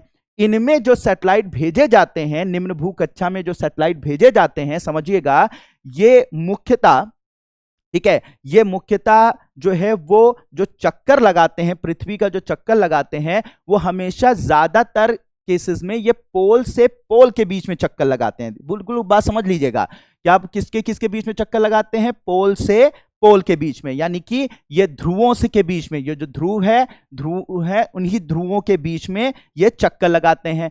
तो ध्रुवों के, यानी कि नॉर्थ पोल और साउथ पोल, ठीक है, आपका उत्तरी ध्रुव और दक्षिणी ध्रुव के बीच में चक्कर लगाते हैं। तो ये ध्रुवों के बीच में ऐसे चक्कर लगाते हैं, ऐसे ऐसे ऐसे ऐसे ऐसे चक्कर लगाते रहते हैं। ठीक है, ध्रुवों से ध्रुवों के बीच में चक्कर लगाते हैं।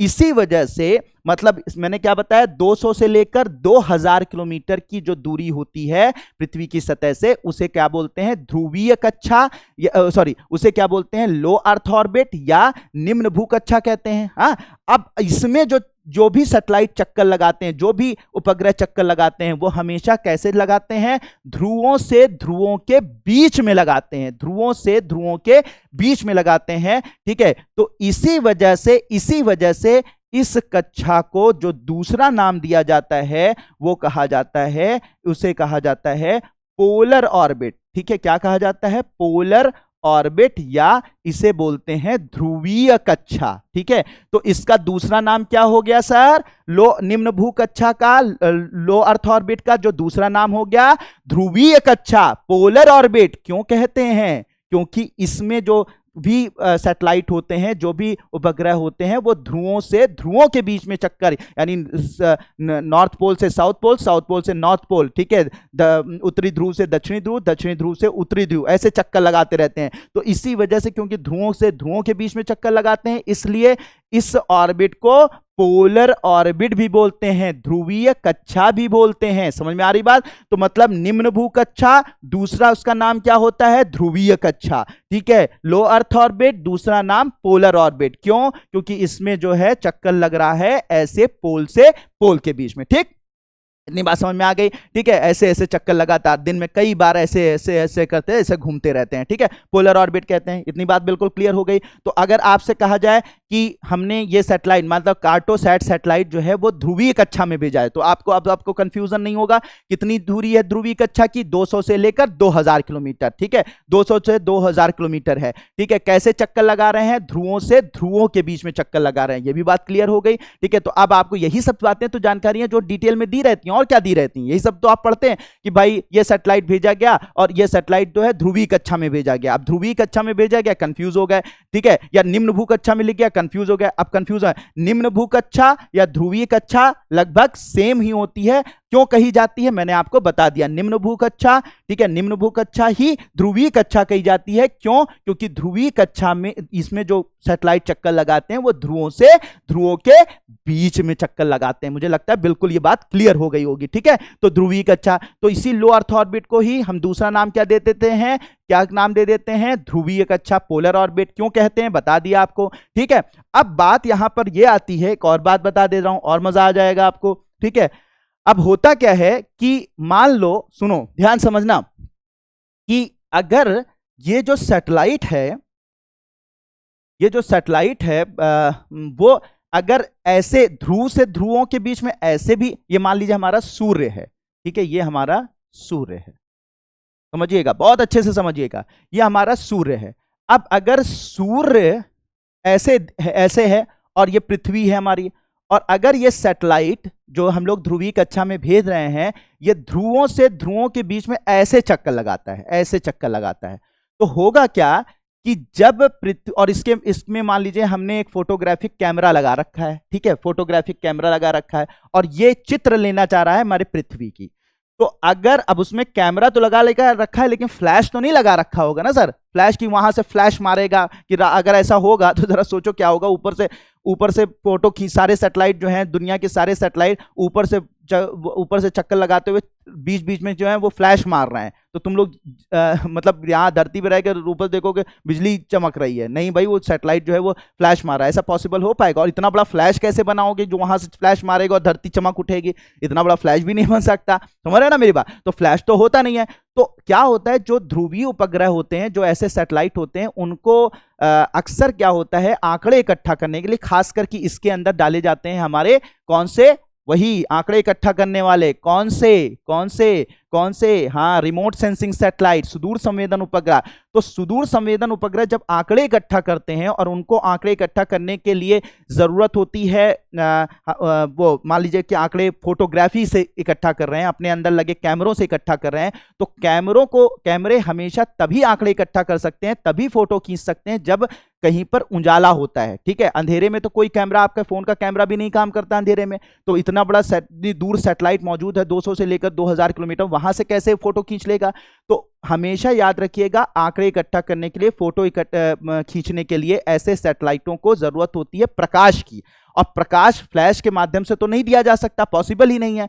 तो उनको हमेशा जरूरत होती है सूर्य की, यानी सूर्य की रोशनी की जरूरत होती है, की रोशनी की जरूरत होती है। तो सूर्य की रोशनी अगर लगातार जिस सतह पर पड़ती रहेगी, वहां की ये फोटोग्राफी कर सकेंगे, जहां पर नहीं पड़ेगी वहां की नहीं कर पाएंगे। तो अगर इस सैटेलाइट को, समझिएगा, समझ में आ रही ना बात, तो अगर इस सैटेलाइट को, जो ध्रुवीय उपग्रह है, अगर इसको हम जो ध्रुवीय कक्षा में भेजा गया उपग्रह है, उसको हम ऐसे डाल दें, ध्रुव से ध्रुव ऐसे मूवमेंट करे, और सूर्य का प्रकाश तो सिर्फ इतनी दूरी पर पड़ रहा है, ये इस आधी दूरी पर पड़ रहा है, तो इधर से जब ये ध्रुवीय उपग्रह जाएगा, तो इसकी यहां पे सूर्य का प्रकाश पड़ रहा है, और यहां की फोटोग्राफी अगर करनी होगी तो यहां पे प्रकाश पड़ रहा है, सूर्य का प्रकाश पड़ रहा है, तो इसके माध्यम के, यानी सूर्य के प्रकाश के माध्यम से, यानी सूर्य का प्रकाश इस जगह को उजाला कर चुका है, तो यहां की फोटोग्राफी तो हो जाएगी घूमते हुए, लेकिन जब ये इसके पीछे जाएगा तो यहां पर तो अंधेरा है, आधी जगह पे तो अंधेरा है। तो जब ये चक्कर लगाते हुए ऐसे घूमकर यहां जाएगा, तो यहां पर तो अंधेरा है, क्योंकि सूर्य का प्रकाश यहां पीछे वाले भाग में पहुंच ही नहीं पा रहा है पृथ्वी के, ये तो आपको पता ही होगा।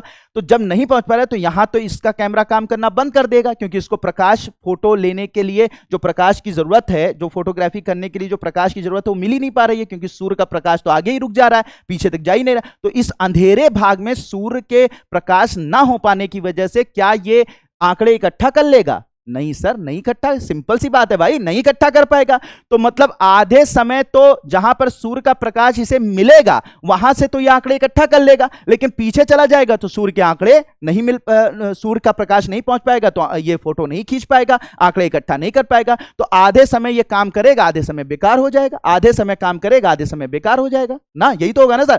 तो सर ये तो गड़बड़ बात है, इस तरह से तो नहीं होना चाहिए। हाँ, तो इस तरह से नहीं होना चाहिए, इसी वजह से ध्रुवीय उपग्रहों को अक्सर हम ऐसे ऑर्बिट में डालते हैं, ऐसी ऑर्बिट में डालते हैं, ये इस तरीके की ऑर्बिट में डालते हैं, और ये ज्यादातर ऐसे चक्कर लगा रहे होते हैं, मतलब ऐसे यहां से इस जगह से चक्कर लगा रहे होते हैं, ये मतलब ये ऐसे जाते हैं, ऐसे जाते हैं, ऐसे जाते हैं, ऐसे जाते हैं, ऐसे जाते हैं, ऐसे। तो ऐसी जगह पर अगर यहां से ऐसे ऐसे चक्कर लगा रहा है तो सूर्य का प्रकाश देखिए इस जगह पर आ रहा है, ठीक है, सूर्य का प्रकाश इस जगह पर आ रहा है, ठीक है, लगातार। अब पृथ्वी अपनी जगह पे ऐसे ऐसे करके घूम रही है, तो एक बार ये ऐसे चक्कर लगा के आया, ऐसे चक्कर लगा के आया और फोटोग्राफ खींच लिया, तो सूर्य का प्रकाश लगातार इसको मिल रहा है, ठीक है। इसके पीछे भी जा रहा है तब भी वहां पर सूर्य का प्रकाश मौजूद है, आगे जा रहा है तब भी इधर जा ही नहीं रहा है, तो इधर तो अंधेरा है, तो इधर तो हम नहीं भेज रहे हैं। हम कहां पर सैटेलाइट को भेज रहे हैं? सैटेलाइट यहां से यहां, यहां से यहां, यहां से यहां चक्कर लगा रहा है, और सूर्य का प्रकाश जो है इस जगह को प्रकाशित कर रहा है, लगातार 24 घंटे प्रकाशित कर रहा है, 24 घंटे प्रकाशित कर रहा है, ठीक है। तो यहां दिन में जितनी बार भी गुजरेगा इसको सूर्य का प्रकाश मिलेगा, और यहां पर आसानी से फोटोग्राफ ये खींच लेगा, आंकड़े इकट्ठा कर लेगा। अब पृथ्वी के हर भाग को कैसे कवर कर पाएगा? तो पृथ्वी अपनी जगह पे ऐसे घूम रही है ना सर, तो जैसे मान लीजिए ये चक्कर लगाकर, मान लीजिए 1 घंटे में चक्कर लगाकर गया, वापस गया, तो पृथ्वी अपनी 1 घंटे में और थोड़ा सा घूम गई, तो इस बार जो है मान लीजिए कि ये जो है अफ्रीका की फोटो खींच लिया, तो अगली बार जब घूम के आएगा और पृथ्वी अपनी जगह पे घूर्णन कर रही है ना, पृथ्वी अपनी जगह पे ऐसे घूम गई, तो अब इस बार जो है ये मान लीजिए कि आपके इस यहाँ पे इस महासागर की फोटो इसने खींच ली, फिर उसके बाद अगली बार अगले 1 घंटे में जैसे ये लौट कर आया और उसके बाद आगे बढ़ा, तो पृथ्वी के ये साउथ अमेरिका या नॉर्थ अमेरिका की फोटो खींच ली, आंकड़े इकट्ठा कर लिए, फिर उसके बाद और गए, फिर पृथ्वी अगले घंटे और अपने उस पे अक्ष पर घूम गई, तो फिर दूसरी जगह आ गई, तो फिर उसने दूसरी जगह की फोटो खींच ली। मतलब ऐसे करते करते पृथ्वी अपनी जगह पर ऐसे रोटेट होती रहती है, और ये ऐसे घूमते हुए दिन में कई बार घूमते हुए पृथ्वी के चारों तरफ चक्कर लगाते हुए आगे पीछे से आगे पीछे से आगे पीछे से आगे पीछे से सूर्य के प्रकाश के माध्यम से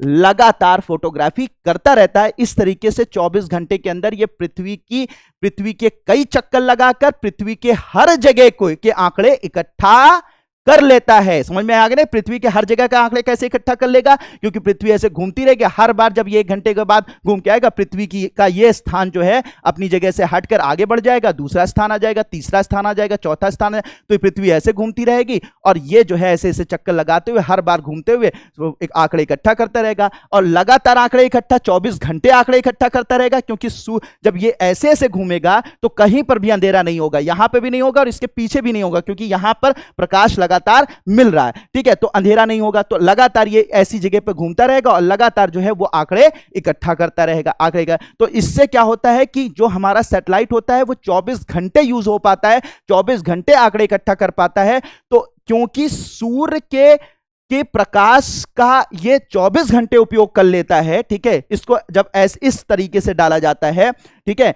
तो ये सूर्य के तो इस ऑर्बिट को, यही जो लो अर्थ ऑर्बिट है, निम्न भूकक्षा है या ध्रुवीय कक्षा है, इसी को एक और नाम देते हैं। जब सैटेलाइट को इस तरीके से डाला जाता है एक और नाम देते हैं, उसे कहा जाता है सन सिंक्रोनस ऑर्बिट। यानी इस कक्षा का जो तीसरा नाम है वो क्या कहा जाता है? सन सिंक्रोनस ऑर्बिट। यानी सिंक्रोनस का मतलब होता है मिलाव, यानी मैच कर जाना, या हिंदी में से बोलते हैं सूर्य तुल्यकालिक उपग्रह। क्या बोला जाता है? सूर्य तुल्यकालिक उपग्रह, यानी सूर्य की तुलनात्मक स्थिति से यह मैच कर लेता है अपने आप को कि सूर्य 24 घंटा जहां पर प्रकाश डालेगा वहीं पर यह घूम घूम कर क्या करेगा, चित्र को एकत्रित करेगा, यानी कि डेटा को एकत्रित करेगा। तो इसे क्या बोलते हैं, सन सिंक्रोनस ऑर्बिट भी कहा जाता है। तो मतलब यह हुआ सन सिंक्रोनस ऑर्बिट क्यों कहा जाता है, क्योंकि सन की ये ऐसी जगह से घूमता है जहां से वे लगातार सूरज की रोशनी पड़ती रहती है। ठीक है, तो इसे क्या बोलते हैं, सन, यानी सन के साथ सिंक्रोनाइज हो गया है, सन के साथ ये तुलनात्मक इस तरीके से अपने आप को मैच कर लिया है इसने, तो इसे क्या बोलते हैं, सन सिंक्रोनस ऑर्बिट, यानी सूर्य तुल्यकालिक उपग्रह के नाम से इसे कक्षा के नाम से जानते हैं। तो मतलब सर क्या हुआ कि क्या इसका ये तीसरा नाम है? हाँ सर, ये तीसरा नाम। तो क्या होता है कि पहले क्यों लो अर्थ ऑर्बिट कहा गया, ठीक है, इसे लो अर्थ ऑर्बिट कहा गया, ये बात आपको समझ में आ गई। लो अर्थ ऑर्बिट हो गई क्योंकि नीचे रहती है 200 से 2000 किलोमीटर। इसी को दूसरा नाम हम लोग ध्रुवीय कक्षा भी बोलते हैं। क्यों कहते हैं, आपको बात समझ में आ गई, क्योंकि ध्रुवों का चक्कर लगाता है। अब ध्रुवों का चक्कर अगर ये लगा रहा है लगातार ऐसी जगह से जहां पे सूरज का प्रकाश मिल रहा है, सूरज का प्रकाश 24 घंटे ये लेता रहे, लेकर ये क्या कर रहा है, आंकड़े इकट्ठा कर रहा है, इसलिए इसे क्या बोलते हैं, सूर्य तुल्यकालिक उपग्रह, या इसे बोलते हैं सन सिंक्रोनस ऑर्बिट, या सन सिंक्रोनस कक्षा के नाम, सन सिंक्रोनस ऑर्बिट या सूर्य तुल्यकालिक कक्षा के नाम से इसे जानते हैं। तो इसे सूर्य तुल्यकालिक कक्षा के नाम से जानते हैं। तो आपने ये तीनों नाम सुने होंगे, अगर आप पढ़ लिख रहे होंगे अच्छे से तो आपको ये तीनों नाम सुने होंगे, लेकिन कंफ्यूजन बनी रहती है। ठीक है, तो अब आपको समझ में आ गया कि असल में लियो ही पोलर ऑर्बिट है।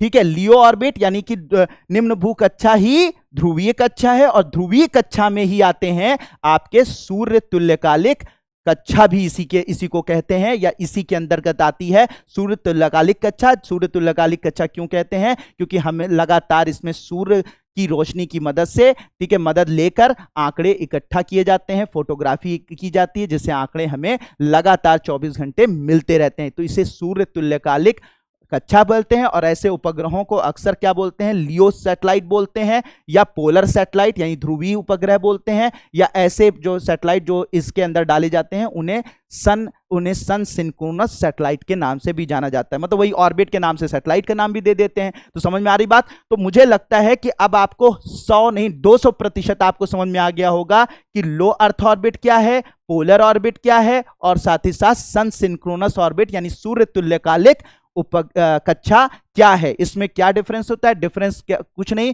बस ये आप समझिए कि अगर इसी को लियो कह दें तो लियो का मतलब ये हुआ कि वो दूरी को बता रहा है। ठीक है, पोलर ऑर्बिट कह दें तो ये समझ लो कि पोल से पोल की बात, मतलब वही लियो ऑर्बिट है, लेकिन उसमें क्योंकि पोल से पोल में मूवमेंट करते हैं, ध्रुव से ध्रुव में मूवमेंट होता है, इसलिए इसे पोलर ऑर्बिट यानी कि ध्रुवीय कक्षा बोलते हैं। और सूर्य तुल्यकालिक कक्षा क्यों कहते हैं, आपको समझ में आ गया होगा, क्योंकि लगातार सूर्य के प्रकाश का उपयोग करके ये जो इस कक्षा के अंदर उपग्रह जो हैं वो लगातार आंकड़े इकट्ठा करते हैं। इसी वजह से इसे सूर्य तुल्यकालिक कक्षा के नाम से भी जाना जाता है। ठीक है, तो मुझे लगता है बिल्कुल बात क्लियर, 100% बात क्लियर। ये कमेंट कीजिए भाई, बिल्कुल क्लियर हो गई। ठीक है, अब कोई कंफ्यूजन नहीं होगा, कभी कोई कंफ्यूजन नहीं होगा। तो इसमें सैटेलाइट ऐसे ऐसे डालकर इसमें घुमाए जाते हैं, बिल्कुल क्लियर 100%। तो अब बात आती है सर कि ये जो कक्षा है, ठीक है, इस कक्षा में कौन से सैटेलाइट सर भेजे जाते हैं। मैंने पहले ही बता दिया कौन से सैटेलाइट भेजे जाते हैं। तो याद रखिएगा कि इसके अंदर भेजे जाते हैं कौन कौन से सैटेलाइट भेजे जाते हैं, बताइए। सबसे पहले रिमोट सेंसिंग यानी कि सुदूर संवेदन जो उपग्रह होते हैं, सारे के सारे remote sensing satellite, mostly remote sensing satellite इसी में भेजा जाता है। कई बार प्रयास किया जाता है कि उन्हें उसमें दूर जियो स्टेशनरी सैटेलाइट में भी कक्षा में भी भेजा जाए, जियो स्टेशनरी ऑर्बिट में भी भेजा जाए, लेकिन ज्यादातर किसमें भेजे जाते हैं, रिमोट सेंसिंग सैटेलाइट। कहां भेजे जाते हैं, इसी कक्षा में, यानी लियो कक्षा में, पोलर कक्षा में, यानी कि ध्रुवीय कक्षा में, यानी सूर्य तुल्यकालिक कक्षा में रिमोट सेंसिंग सैटेलाइट भेजे जाते हैं। तो अगर अब आप समझ में, अगर आपसे क्वेश्चन आ जाए कि ईओएस भेजा गया, यूएस नाम का सैटेलाइट भेजा गया, तो आप यूएस का, अच्छा यूएस सर ने बताया था रिमोट सेंसिंग सैटेलाइट। अच्छा सर, रिमोट सेंसिंग सैटेलाइट काम क्या है, रिमोट सेंसिंग सैटेलाइट बताया था सर ने बताया था कि ये रिमोट सेंसिंग है, सुदूर संवेदन उपग्रह है, आंकड़े इकट्ठा करता है, हर तरीके के काम में आता है। अच्छा, ये बात मुझे समझ में आ गई। और कहाँ भेजा गया होगा, इसे लियो में भेजा गया होगा, यानी कि ध्रुवीय कक्षा में भेजा गया होगा,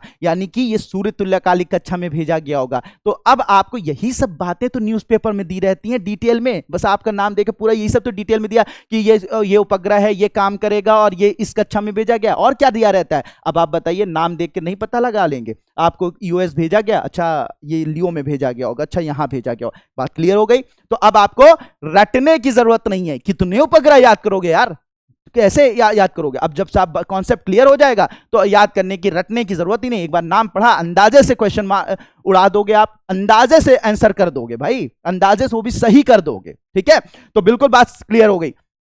तो निम्न भूकक्षा पोलर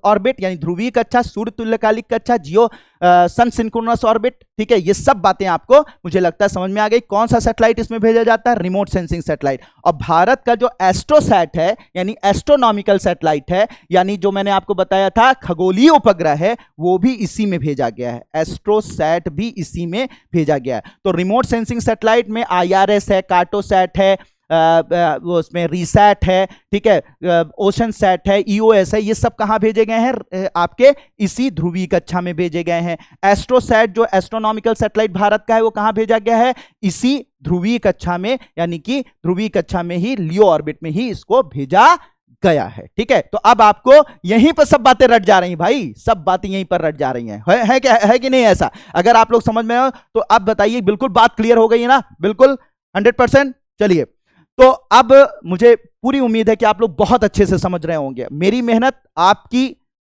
और ज्यादा मेहनत, सब लोग मिलकर जब काम करेंगे तो आपको सफलता मिलकर रहेगी। कोई आपकी सफलता रोक नहीं सकता है। ठीक है, बस कोशिश करते रहिए, कोशिश करते रहिए। ठीक है, चलिए, तो ये समझ में आ गया।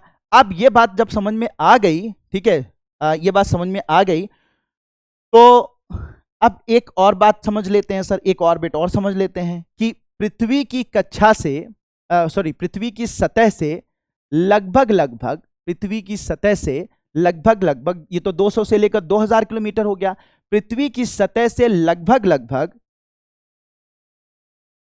पृथ्वी की सतह से लगभग 36,000 किलोमीटर की ऊंचाई पर, 36,000 किलोमीटर की ऊंचाई पर एक ऑर्बिट होती है। ठीक है, एक ऑर्बिट होती है जिसे हम लोग, ठीक है, पृथ्वी की सतह से लगभग 36,000 किलोमीटर की दूरी पर, 36,000, ये कितने किलोमीटर था 200 से लेकर 2000, और अब 36,000 किलोमीटर की अगर ऑर्बिट की बात की जाए, ठीक है, 36,000 किलोमीटर पृथ्वी की सतह से 36,000 किलोमीटर की जगह जो है यहां, या इससे थोड़ा सा इससे ऊपर, तो लगभग 36,000 किलोमीटर पर एक ऑर्बिट होती है, कक्षा होती है, जिसे हम लोग बोलते हैं जियो, ठीक है, जियो ऑर्बिट या जियो ऑर्बिट। इसके दो नाम होते हैं, जियो स्टेशनरी या जियो सिंक्रोनस ऑर्बिट। ठीक है, ठीक है, तो ये ऑर्बिट होती है, इसे हम लोग हिंदी में बोलते हैं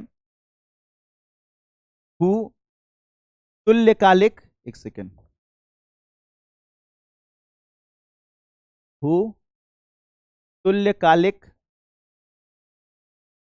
भू तुल्यकालिक कक्षा, या फिर दूसरा इसका नाम होता है, इस कक्षा का नाम होता है भूस्थैतिक, भूस्थैतिक कक्षा। ठीक है, तो भूतुल्यकालिक कक्षा या भूस्थैतिक कक्षा। ठीक है, भूतुल्यकालिक कक्षा या भूस्थैतिक कक्षा। ठीक है, जियो सिंक्रोनस ऑर्बिट, इंग्लिश में बोलते हैं जियो सिंक्रोनस। ठीक है, भूतुल्यकालिक कक्षा यानी जियो सिंक्रोनस ऑर्बिट, जियो सिंक्रोनस ऑर्बिट, और भूस्थैतिक को बोलते हैं जियो स्टेशनरी ऑर्बिट। ठीक है, इंग्लिश में क्या बोलते हैं, जियो स्टेशनरी ऑर्बिट। ठीक है, भूस्थैतिक कक्षा। ठीक है, जियो स्टेशनरी ऑर्बिट। ठीक है, तो ये कितने किलोमीटर पर होती है, पृथ्वी से लगभग 36,000 किलोमीटर की दूरी पर होती है ये कक्षा। कितने किलोमीटर पर, 36,000 किलोमीटर की दूरी पर होती है भूस्थैतिक कक्षा या भूतुल्यकालिक कक्षा। ठीक, बात समझ में आ गई। अब ये जो जियो स्टेशनरी सैटेलाइट कक्षा होती है, जियो भूस्थैतिक कक्षा होती है, ये इसमें जो सैटेलाइट छोड़े जाते हैं, याद रखिएगा, इसमें जो सैटेलाइट छोड़े जाते हैं, वो सैटेलाइट छोड़े जाते हैं पृथ्वी के इक्वेटर के जस्ट सामने। ठीक है, इक्वेटर, ये 36,000 किलोमीटर मान लीजिए दूरी हो गई, तो लगभग भूमध्य रेखा के सामने भेजे जाते हैं, भूमध्य रेखा के सामने। ठीक है, भूमध्य रेखा के सामने ऐसे भेजे जाते हैं, और ये पोल टू पोल यानी कि ध्रुवों से ध्रुवों के बीच में चक्कर नहीं लगाते, ऐसे ऐसे चक्कर नहीं लगाते, बल्कि ये चक्कर कुछ ऐसे लगाते हैं, ये ऐसे, ठीक है, ऐसे इस तरीके से चक्कर लगाते हैं। तो वो कैसे चक्कर लगाते थे? ध्रुवों से ध्रुवों के बीच में, ठीक है, कौन? ध्रुवीय उपग्रह जो होते हैं या ध्रुवीय कक्षा में जो उपग्रह भेजे गए हैं वो ध्रुवों से ध्रुवों के बीच में चक्कर लगाते थे। भूस्थैतिक कक्षा जो होती है या भूतुल्यकालिक कक्षा जो होती है, उसमें जो चक्कर लगता है वो भूमध्य रेखा के सामने, ठीक है, सामने ऐसे, ठीक है, इस तरीके से ये चक्कर लगता है, इस तरीके से चक्कर लगता है, ठीक है। इतनी बात समझ में आ गई, ठीक है। जियो ये कितने किलोमीटर की दूरी पर है? 36,000 किलोमीटर की दूरी पर है। और ये क्या होता है कि पृथ्वी से जब ये घूमते हैं, समझिएगा कि जब ये घूमते हैं तो पृथ्वी की जो पृथ्वी अपने अक्ष पर घूम रही है, ठीक है, तो इसका जो अक्षीय वेग होता है, और ये जो हमारा जो सैटेलाइट है, उपग्रह है, ये अपनी कक्षा में घूम रहा है, इसका जो कक्षीय वेग है, तो अक्षीय वेग पृथ्वी का और कक्षीय वेग किसका? उपग्रह का। तो पृथ्वी का अक्षीय वेग और उपग्रह का कक्षीय वेग दोनों इस तरीके से, मतलब इस तरीके से मिला दिया जाता है, यानी उनको ऐसे इस तरीके से सिंक्रोनाइज कर दिया जाता है, इस तरीके से मैच करा दिया जाता है कि इसका पृथ्वी का अक्षीय वेग और हमारे सैटेलाइट का, ठीक है, सैटेलाइट का जो उपग्रह है उसका कक्षीय वेग इस तरीके से मैच कराया जाता है कि अगर ये घूमता है तो जैसे जैसे पृथ्वी अपने धुरी पर घूमती रहती है वैसे वैसे ये भी ऐसे ऐसे करके, ऐसे ऐसे करके, ऐसे ऐसे करके, ऐसे ऐसे करके, ऐसे ऐसे करके घूमता रहता है, ठीक है। अब इससे होता क्या है कि मान लीजिए कि यहां पर मान लीजिए कि ये भारत है, ठीक है, यहां पे मान लीजिए ये जगह जो है वो भारत है, ठीक है, भारत है। तो अगर भारत के सामने इस उपग्रह को भेज दिया गया, भारत के सामने, तो ये भारत के सामने अगर, मतलब भारत से भेजा गया, भारत के सामने इसको हमने 36,000 किलोमीटर की ऑर्बिट में डाल दिया, ठीक है। अब ये पृथ्वी जो है ऐसे 24 घंटे में क्या करेगी? ऐसे थोड़ा थोड़ा घूम रही है ना, तो जैसे जैसे ये घूमेगी ये भी अपने कक्षा में उसी के हिसाब से, उसी तरीके से मैच करके घूमेगा, ठीक है। इस तरीके से इसकी गति को मैच करा दिया जाता है कि जैसे जैसे पृथ्वी अपने अक्ष पे घूमेगी वैसे वैसे ये अपनी कक्षा में घूमेगा। तो ये अक्ष पे घूमेगी, कक्षा में घूमेगा, अक्ष में घूमेगी, कक्षा में घूमेगा, अक्ष पे घूमेगी, कक्षा में घूमेगा, अक्ष पे, तो हमेशा लगातार इसकी वजह से ये हमेशा किसको ताकता रहेगा? भारत को ताकता रहेगा। तो भारत की तरफ, भारत का ये उपग्रह जो हमारे 36,000 किलोमीटर की ऊंचाई पर भेजा गया है, ठीक है, ऑर्बिट में भेजा गया है, कक्षा में भेजा गया है, ये इस तरीके से पृथ्वी की अच्छी वेग के साथ, ठीक है, इसका कक्षीय वेग इस तरीके से मैच कराया जाता है कि ऐसे ऐसे घूमते हुए लगातार लगातार लगातार लगातार लगातार लगातार लगातार लगातार लगातार भारत को ही देखता रहेगा, भारत को ही केंद्रित किए रहेगा, भारत से ही लगातार संचार में बना रहेगा, ठीक है, लगातार संचार में बना रहेगा। अब इससे क्या होता है? इससे यह होता है सर, इससे यह होता है कि ये 24 घंटे पृथ्वी के साथ ऐसे घूमते हुए, पृथ्वी की एक ही जगह को केंद्रित करते हुए लगातार एक ही स्थान से क्या करता है? अपना संचार बनाए रखता है, ठीक है, संचार बनाए। तो जैसे हमारा पोलर सैटेलाइट था, ध्रुवीय उपग्रह था, तो वो क्या करता था? पूरी पृथ्वी का चक्कर लगा लेता था, पूरी पृथ्वी का फोटोग्राफ ले सकता था। वो घूमते हुए एक बार अमेरिका का लेगा, एक बार दूसरी तरफ पृथ्वी अगर आगे थोड़ा बढ़ गई तो फिर वो जो है वो रशिया का लेगा, फिर किसी और दूसरे देश का, फिर किसी और दूसरे का। तो जो ध्रुवीय उपग्रह है वो पूरे धरती को कवर कर लेगा, ठीक है। लेकिन ये क्या करेगा? सिर्फ एक ही स्थान को, जहां पर इसको एक जगह पे सेट कर दिया जाएगा, उसी के साथ ये घूमता घूमता घूमता घूमता घूमता घूमता घूमता जो है वो क्या करेगा? पूरा का पूरा एक ही जगह को केंद्रित रहेगा, एक ही जगह से संचार करेगा, एक ही जगह से कम्युनिकेट करेगा। समझ में आ रही बात? अब मान लीजिए आप पृथ्वी पर मौजूद हैं, अब पृथ्वी पर मौजूद हैं, दिन में 12 बजे इस उपग्रह को देख रहे हैं, तो 12 बजे भी आपको वहीं दिखाई देगा। पृथ्वी थोड़ी सी घूम गई और ये भी घूम गया, तो फिर 1 बजे भी आपको उसी जगह आपको वहीं पर दिखाई पड़ेगा। ठीक है, फिर उसके बाद पृथ्वी थोड़ी सी घूम गई, तो फिर उसके बाद 2 बज गए, तो 2 बजे भी, तो वो भी थोड़ा सा घूम गया, क्योंकि उसी के साथ साथ घूम रहा है ना, उसी के साथ साथ उसको, तो 2 बजे भी वो वहीं पर दिखाई पड़ रहा है। तो आप 12 बजे भी देख रहे हैं, 1 बजे भी देख रहे हैं, 2 बजे भी देख रहे हैं। जब आप लगातार देख रहे हैं कि यार 1 बजे भी यहीं पर दिख रहा है, 2 बजे भी यहीं दिख रहा है, क्योंकि आपको तो नहीं पता चल रहा है ना, पृथ्वी भी घूम रही है और ये भी घूम रहा है, क्योंकि दोनों एक साथ घूम रहे हैं एक ही जगह पर। जैसे आप लोगों ने वो घूमने वाले लड़कियां नहीं, वो खेला देखा होगा उन्होंने, कि एक दूसरे का हाथ पकड़ के ऐसे ऐसे करके घूमती हैं, ठीक है, देखा होगा ना। तो जब ऐसे ऐसे करके घूम रही हैं, ऐसे घूम रही हैं, तो एक लड़की का हाथ मैंने पकड़ लिया, मैंने नहीं लड़की का हाथ पकड़ा, मतलब मान लो मैंने लड़के का हाथ पकड़ लिया, या लड़कियों के हाथ पकड़ लिया। अब मान लीजिए कि ऐसे ऐसे पकड़ लिया, ठीक है, अब पकड़ लिया। अब अगर वो जो ऐसे करके ना नाचती हैं लड़कियां, देखा होगा, तो ऐसे हाथ पकड़ लिया। अब जैसे हाथ पकड़ लिया, ठीक है, हाथ पकड़ लिया, और ऐसे से बहुत तेजी से घूम रही हैं, ऐसे ऐसे करते हुए घूम रही हैं। तो अब अगर ऐसे करके घूम रही हैं, तो एक लड़की का, मान लीजिए मैं वो लड़की हूं या मैं लड़का ही हूं, और मेरे सामने कोई लड़की है या लड़का है, तो मैंने उसका ऐसा हाथ पकड़ के मैं घूम रहा हूं, तो क्या हुआ, उसका चेहरा मेरी तरफ, मेरा चेहरा उसकी तरफ, और हम लोग दोनों एक ही गति से ऐसे ऐसे घूम रहे हैं, ऐसे ऐसे घूम रहे हैं। तो लगातार एक दूसरे का चेहरा क्या हो रहा है, एक दूसरे का चेहरा देखते हुए, एक दूसरे का चेहरा तो नहीं, मतलब वो अगर, क्योंकि हम दोनों का जो वेग है वो क्या हो गया है, सिंक्रोनाइज हो गया। हम लोगों का जो जिस तरीके से हम लोग घूम रहे हैं, एक ही स्पीड के साथ, एक ही वेग के साथ घूम रहे हैं, तो एक दूसरे सिंक्रोनाइज कर चुके हैं, ठीक है। तो इसलिए हम लोग क्योंकि एक साथ घूम रहे हैं, इसलिए लगातार एक दूसरे के चेहरे को ही देख रहे हैं। मैं लगातार, चाहे मैं इधर चला जाऊं तब भी उसका चेहरा नजर आएगा, इधर चला जाऊं तब भी उसका चेहरा नजर आएगा, उधर चला जाऊं तब भी उसका चेहरा नजर आएगा। उसी तरीके से पृथ्वी, समझ में ना, बिल्कुल बात समझ में, आप तो एग्जांपल से बिल्कुल 100% बात क्लियर हो गई हो। इसी तरीके से ये भी पृथ्वी भी घूम रही, ये भी घूम रहा है, लेकिन दोनों ऐसे साथ घूम रहे हैं, तो लगातार एक दूसरे को देख रहे हैं। और ये सैटेलाइट जो है इसी देश को फोकस किए हुए, इसी एरिया को फोकस किए हुए। तो क्योंकि दिन में 12 बजे भी कोई यहां से ऑब्जर्वर देख रहा है, तो उसे 12 बजे भी वहीं दिखाई पड़ेगा, ठीक है, 1 बजे भी वहीं दिखाई पड़ेगा, 2 बजे भी वहीं दिखाई पड़ रहा है, क्योंकि ऑब्जर्वर को नहीं पता चल रहा ना पृथ्वी घूम रही है, ठीक है, या वो सैटेलाइट उसी के साथ में, उसी के साथ सिंक्रोनाइज करके घूम रहा है। तो क्या होगा कि ऑब्जर्वर को तो नहीं पता चलेगा ना, तो उसको 12 बजे भी दिखाई पड़े, 1 बजे भी, 2 बजे भी, 3 बजे भी दिखाई पड़ा, तो उसको लगेगा यार ये उपग्रह मुझे ही देख रहा है, यहीं ठहरा हुआ है क्या, यहीं स्थैतिक है क्या, तब उसको स्थैतिक है क्या। तो इसी वजह, क्योंकि ये एक ऑब्जर्वर को, ठीक है, एक प्रेक्षक को, एक इंसान को जो धरती पर मौजूद है और इस उपग्रह को देख रहा है, उसको दिन में हर समय उसको वो उपग्रह दिखाई पड़ेगा, तो उसको ऐसा महसूस होगा कि ये उपग्रह ठहरा हुआ है, स्थैतिक है, ठीक है। इसी वजह से इस उपग्रह के जो ये उपग्रह जहां पे मौजूद होते हैं, जो कक्षा में मौजूद होते हैं, इसी वजह से इस कक्षा को क्या कहा जाता है, भूस्थैतिक कक्षा कहा जाता है, क्योंकि जियो स्टेशनरी सैटेलाइट कहा जाता है, क्योंकि इसमें उपग्रह स्टैटिक नजर आता है, ठहरा हुआ नजर आता है, स्थैतिक नजर आता है। समझ में आ रही बात। तो ये जियो स्टेशनरी सैटेलाइट होता है, जियो स्टेशनरी सैटेलाइट कहे जाते हैं इन्हें भू स्थैतिक उपग्रह क्यों कहा जाता है, क्योंकि ये हमेशा ऑब्जर्वर को, प्रेक्षक को ठहरा हुआ नजर आता है, जबकि ये ठहरा हुआ होता है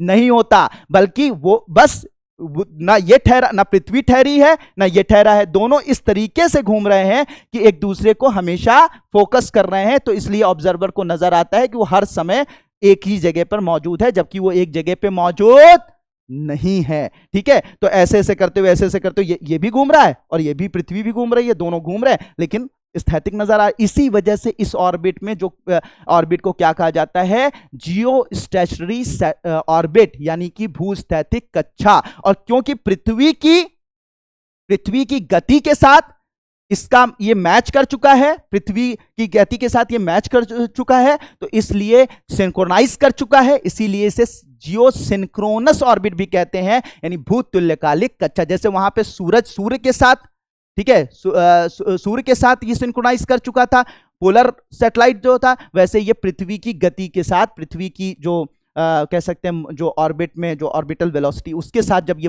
मैच कर चुका है, इसीलिए इसे क्या बोलते हैं, इसीलिए इसे क्या बोलते हैं, आपका जियो सिंक्रोनस या सूर्य तुल्य भूतुल्यकालिक उपग्रह कहते हैं। मुझे लगता है 101% अब आप लोगों को बात क्लियर हो गई होगी कि इसे क्यों कहा जाता है। थोड़ा सा जियो स्टेशनरी क्या है, स्टैटिक पोजीशन पे बना रहता है, ऐसे ऐसे करते हुए घूमता रहता है, लगातार घूमता रहता है, लगातार घूमता रहता है। जियो सिंक्रोनस थोड़ा सा इसमें मतलब इसमें इंक्लिनेशन होता है, बस थोड़ा सा फर्क होता है। होते 36,000 किलोमीटर पे वही है, 36,000 किलोमीटर पे जियो सिंक्रोनस ऑर्बिट भी होता है और जियो स्टेशनरी सैटेलाइट भी ऑर्बिट भी होता है। यानी कि भू तुल्यकालिक और भूस्थैतिक कक्षाएं जो हैं वो 36,000 किलोमीटर पर ही होती है। बट थोड़ा सा डिफरेंस ये होता है कि 36,000 जो भूस्थैतिक कक्षा होती है वो लगातार कोई इंक्लिनेशन नहीं होता है और ऐसे ऐसे होती है, ठीक है, 0 डिग्री होती है। और इसमें जो जियो सिंक्रोनस होता है वो थोड़ा इंक्लाइंड होता है, उसका जो है वो चक्कर कुछ इस तरीके से लग रहा होता है, इस तरीके से लग रहा होता है, ठीक है, इस तरीके से लग रहा होता है। लेकिन होते हैं 36,000 किलोमीटर पर और लगभग एक ही जगह को फोकस करते हैं, मोस्टली एक ही जगह को फोकस करते हैं, ठीक है। समझ में आ रही बात? इतनी बात समझ में आ गई? तो अब ये बातें अगर आपको समझ में आ गई, ठीक है, जियो स्टेशनरी सैटेलाइट, जियो स्टेशनरी ऑर्बिट क्या होता है और जियो सिंक्रोनस ऑर्बिट क्या होता है, ये बात समझ में आ गई। 36,000 किलोमीटर पर होती हैं, एक ही जगह को लगभग फोकस करते हैं अगर इसमें उपग्रह भेजे जाते हैं तो, ठीक है, हमेशा भूमध्य रेखा के सामने भेजे जाते हैं, पोल पर नहीं भेजे जाते हैं। तो ये बात समझ। तो सर इसमें कौन से सैटेलाइट भेजे जाते हैं, इसमें कौन कौन से सैटेलाइट सर भेजे जाते हैं, ठीक है। तो याद रखिएगा जितने भी आपके संचार उपग्रह होते हैं, संचार उपग्रह जितने भी हैं वो सब के सब इसी में भेजे जाते हैं। तो इसका मतलब संचार उपग्रह आपको पढ़ाया था जीसैट, तो जीसैट अगर 19 भेजा गया तो जीसैट 19 कहां भेजा गया होगा, संचार उपग्रह है तो कहां भेजा गया होगा, 36,000 किलोमीटर। कहां पर भूमध्य रेखा के सामने, कहां पर, जियो स्टेशनरी ऑर्बिट में या जियो सिंक्रोनस ऑर्बिट में, ठीक है। समझ में आ रही बात? बिल्कुल 100% क्लियर। तो अब जितने भी जियो स्टेशनरी सैटेलाइट है कहां भेजे जा रहे हैं, जितने भी संचार उपग्रह भारत के भेजे गए वो सब जियो स्टेशनरी या जियो सिंक्रोनस ऑर्बिट में भेजे गए। दूसरा, जितने भी वेदर सैटेलाइट हैं, जितने भी मौसमी उपग्रह हैं, ठीक है, जितने भी मौसमी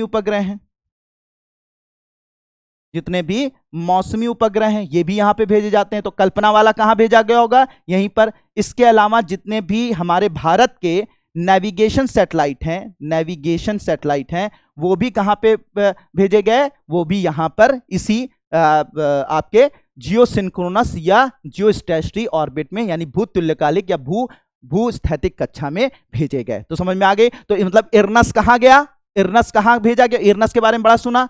तो इरनस सैटेलाइट क्या है, क्या काम है, समझ में आ गया। इरनस सैटेलाइट जो होते हैं वो हमारे क्या है, नौ परिवहन उपग्रह हैं, ठीक है, नेविगेशन उपग्रह हैं, ठीक है। क्या काम करते हैं, वे रास्ता बताते हैं। कहां भेजे गए हैं, भूमध्य रेखा के सामने, यानी कि कहां पर, जियो स्टेशनरी या जियो सिंक्रोनस ऑर्बिट के अंदर। समझ में आ रही बात?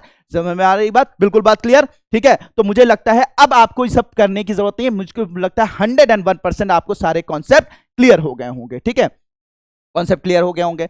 अब इसमें एक और ऑर्बिट होता है जिसे मियो कहते हैं, मीडियम अर्थ ऑर्बिट, ठीक है, मीडियम अर्थ ऑर्बिट, मध्य भूकक्षा कहते हैं। लेकिन भारत के इसमें कोई भी उपग्रह नहीं भेजे गए हैं। अक्सर जो है इसमें भी उपग्रह भेजे जाते हैं, लगभग 10,000 किलोमीटर की ऑर्बिट, मान लीजिए कि पृथ्वी की सतह से लगभग 10,000 किलोमीटर की ऑर्बिट जो होती है, ठीक है, उसी के आसपास का जो एरिया माना जाता है उसे मीडियम अर्थ ऑर्बिट यानी कि मध्य भूकक्षा के नाम से जानते हैं। लेकिन इसमें भारत के अभी मतलब ऐसे कोई ऐसा स्पेसिफिक जो है वो सैटेलाइट नहीं भेजे जाते हैं, तो इस पर हमें डिस्कस करने की जरूरत नहीं है। आपको दो कक्षाएं बिल्कुल क्लियर होनी चाहिए। लियो में कौन सी, पोलर क्या क्या मतलब होता है, ठीक है। इसके अलावा आपका उसका सूर्य तुल्यकालिक कक्षा का क्या मतलब होता है, ये सब बातें आपको क्लियर हो गई। कौन से सैटेलाइट भेजे गए हैं वो मैंने सारे आपको बता दिए, ठीक है। इसके अलावा आपको जियो स्टेशनरी, जियो सिंक्रोनस समझ में आ गया, ठीक है, समझ में आ गया होगा। और साथ ही साथ उसमें कौन कौन से सैटेलाइट, तो हमारे सारे सैटेलाइट कहां कहां पे, मैंने 5 तक बताए थे। कौन, संचार उपग्रह बताए थे, कहां पर, जियो स्टेशनरी या जियो सिंक्रोनस, ठीक है। इसके अलावा जो है वो हमने आपको बताया था मौसमी उपग्रह, वो भी आपको पता चल गया, जियो सिंक्रोनस या जियो स्टेशनरी। फिर मैंने आपको बताया था नेविगेशन, वो भी आपको पता चल गया। फिर आपको बताया था ये आपके खगोलीय उपग्रह, ये भी आपको पता चल गया कि वो आपके रिमोट सेंसिंग, और दूसरा बताया था रिमोट सेंसिंग सुदूर सदैव, वो भी आपको समझ में आ गया। तो मुझे लगता है कि आप भारत के जितने भी उपग्रह हैं, कहाँ कौन कौन सी कक्षाओं में भेजे गए हैं, कौन कौन से उपग्रह होते हैं उनका क्या, किस किस नाम से उन्हें जाना जाता है, किन किन ऑर्बिट में उन्हें भेजा गया है और भेजा गया है, ये बातें आपको 100% क्लियर हो गई। ठीक है, क्लियर हो गई होंगी, 100% क्लियर हो गई होंगी। तो ये बात आपको अगर समझ में आ गई, ठीक है, तो हम लोग एक क्वेश्चन कर लेते हैं। ठीक है, एक क्वेश्चन कर लेते हैं। ये यूपीएससी का क्वेश्चन है 2011 का। तो 2011 का यूपीएससी का क्वेश्चन है। ठीक है, अब सोचिए कि इतना पढ़ने के बाद ये क्वेश्चन आपको करना है। देखिए, दूरसंचार रिले के लिए उपयोग किए जाने वाले, शब्दों पर ध्यान दीजिएगा, दूरसंचार रिले के लिए उपयोग में किए जाने वाले उपग्रहों को भूस्थैतिक कक्षा में रखा जाता है। भूस्थैतिक कक्षा में रखा जाता है। ठीक है, एक उपग्रह को ऐसी कक्षा में तब कहा जाता है जब कक्षा भूतुल्यकाली है। ठीक है, भूतुल्यकाली, ठीक है, तुल्यकालिक, वही वाली भूतुल्यकालिक। ठीक है, कक्षा वृत्ताकार है। कक्षा वृत्ताकार तो समझ ही रहे होंगे, कक्षा पृथ्वी के भूमध्य रेखा के समतल में स्थित है। भूमध्य के रेखा के समतल में स्थित है। कक्षा 22,236 किलोमीटर की ऊंचाई पर है। याद रखिएगा, 22,236 किलोमीटर की ऊंचाई पर है। नीचे दिए गए कूट का प्रयोग कर सही उत्तर चुनिए। तो केवल 1, 2 और 3 सही हैं, केवल 1, 3 और 4 सही हैं, केवल 2 और 4 सही हैं, 1, 2, 3, 4 सारे सही हैं। ठीक है, तो अब इसका क्या आंसर होगा ये आप लोग बताइए, सोच के बताइए। अब आपको, मुझे लगता है कि इसमें कोई, और ये यूपीएससी का क्वेश्चन है, बताइए क्वेश्चन सॉल्व हो रहा है, यूपीएससी का क्वेश्चन है। अगर आप सही कर ले रहे हैं तो इसका मतलब पूरा कॉन्सेप्ट क्लियर है, और नहीं भी तो एक बार फिर से देखिएगा, फिर से अटेम्प्ट कीजिएगा, सही हो जाएगा। क्या दिक्कत है भाई, इससे ज्यादा टफ क्वेश्चन नहीं बनेगा। यूपीएससी का क्वेश्चन है, कोई मैं अपनी तरफ से नहीं बना के लाया। ठीक है, तो अब इसका आंसर जो है वो कमेंट बॉक्स में सब लोग करिए, सब लोग करिए, और इसका आंसर मैं खुद आपके उस पर डालूंगा, और उस पर कमेंट मतलब आंसर उसमें डालूंगा, या नेक्स्ट क्लास में मैं आपको बता दूंगा। ठीक है, तो मोस्टली मैं वहीं कमेंट बॉक्स में ही कमेंट में आपको मैं डाल दूंगा आंसर, आप उसको देख लीजिएगा। वैसे आप लोग कर लेंगे, ठीक है, इसका ये आंसर हर जगह मौजूद है। ठीक है, तो मुझे लगता है कि आज जो भी चीजें आपने पढ़ी, ठीक है, वो बहुत अच्छे से समझ में आई होंगी। मैंने पूरी मेहनत, पूरी कोशिश करी कि आपको बहुत ही आसान भाषा में चीज़ों को समझा सकूं, और होप कि मैं आशा करता हूं कि मेरी ये कोशिश सफल रही होगी। ठीक है, तो जैसा भी आपको ये वीडियो लगा, जैसा भी ये क्लास लगी आपको, ठीक है, आप कमेंट बॉक्स में कमेंट कीजिए, और साथ ही साथ, क्योंकि आपके कमेंट, मैंने कहा था ना, आप हमें ऊर्जा देते हैं, तो कमेंट कीजिए, और आगे ऐसी और क्लासेस के साथ हम लोग नेक्स्ट क्लास में मिलेंगे। तो धन्यवाद, शुक्रिया, thank you so much, and may God bless you all.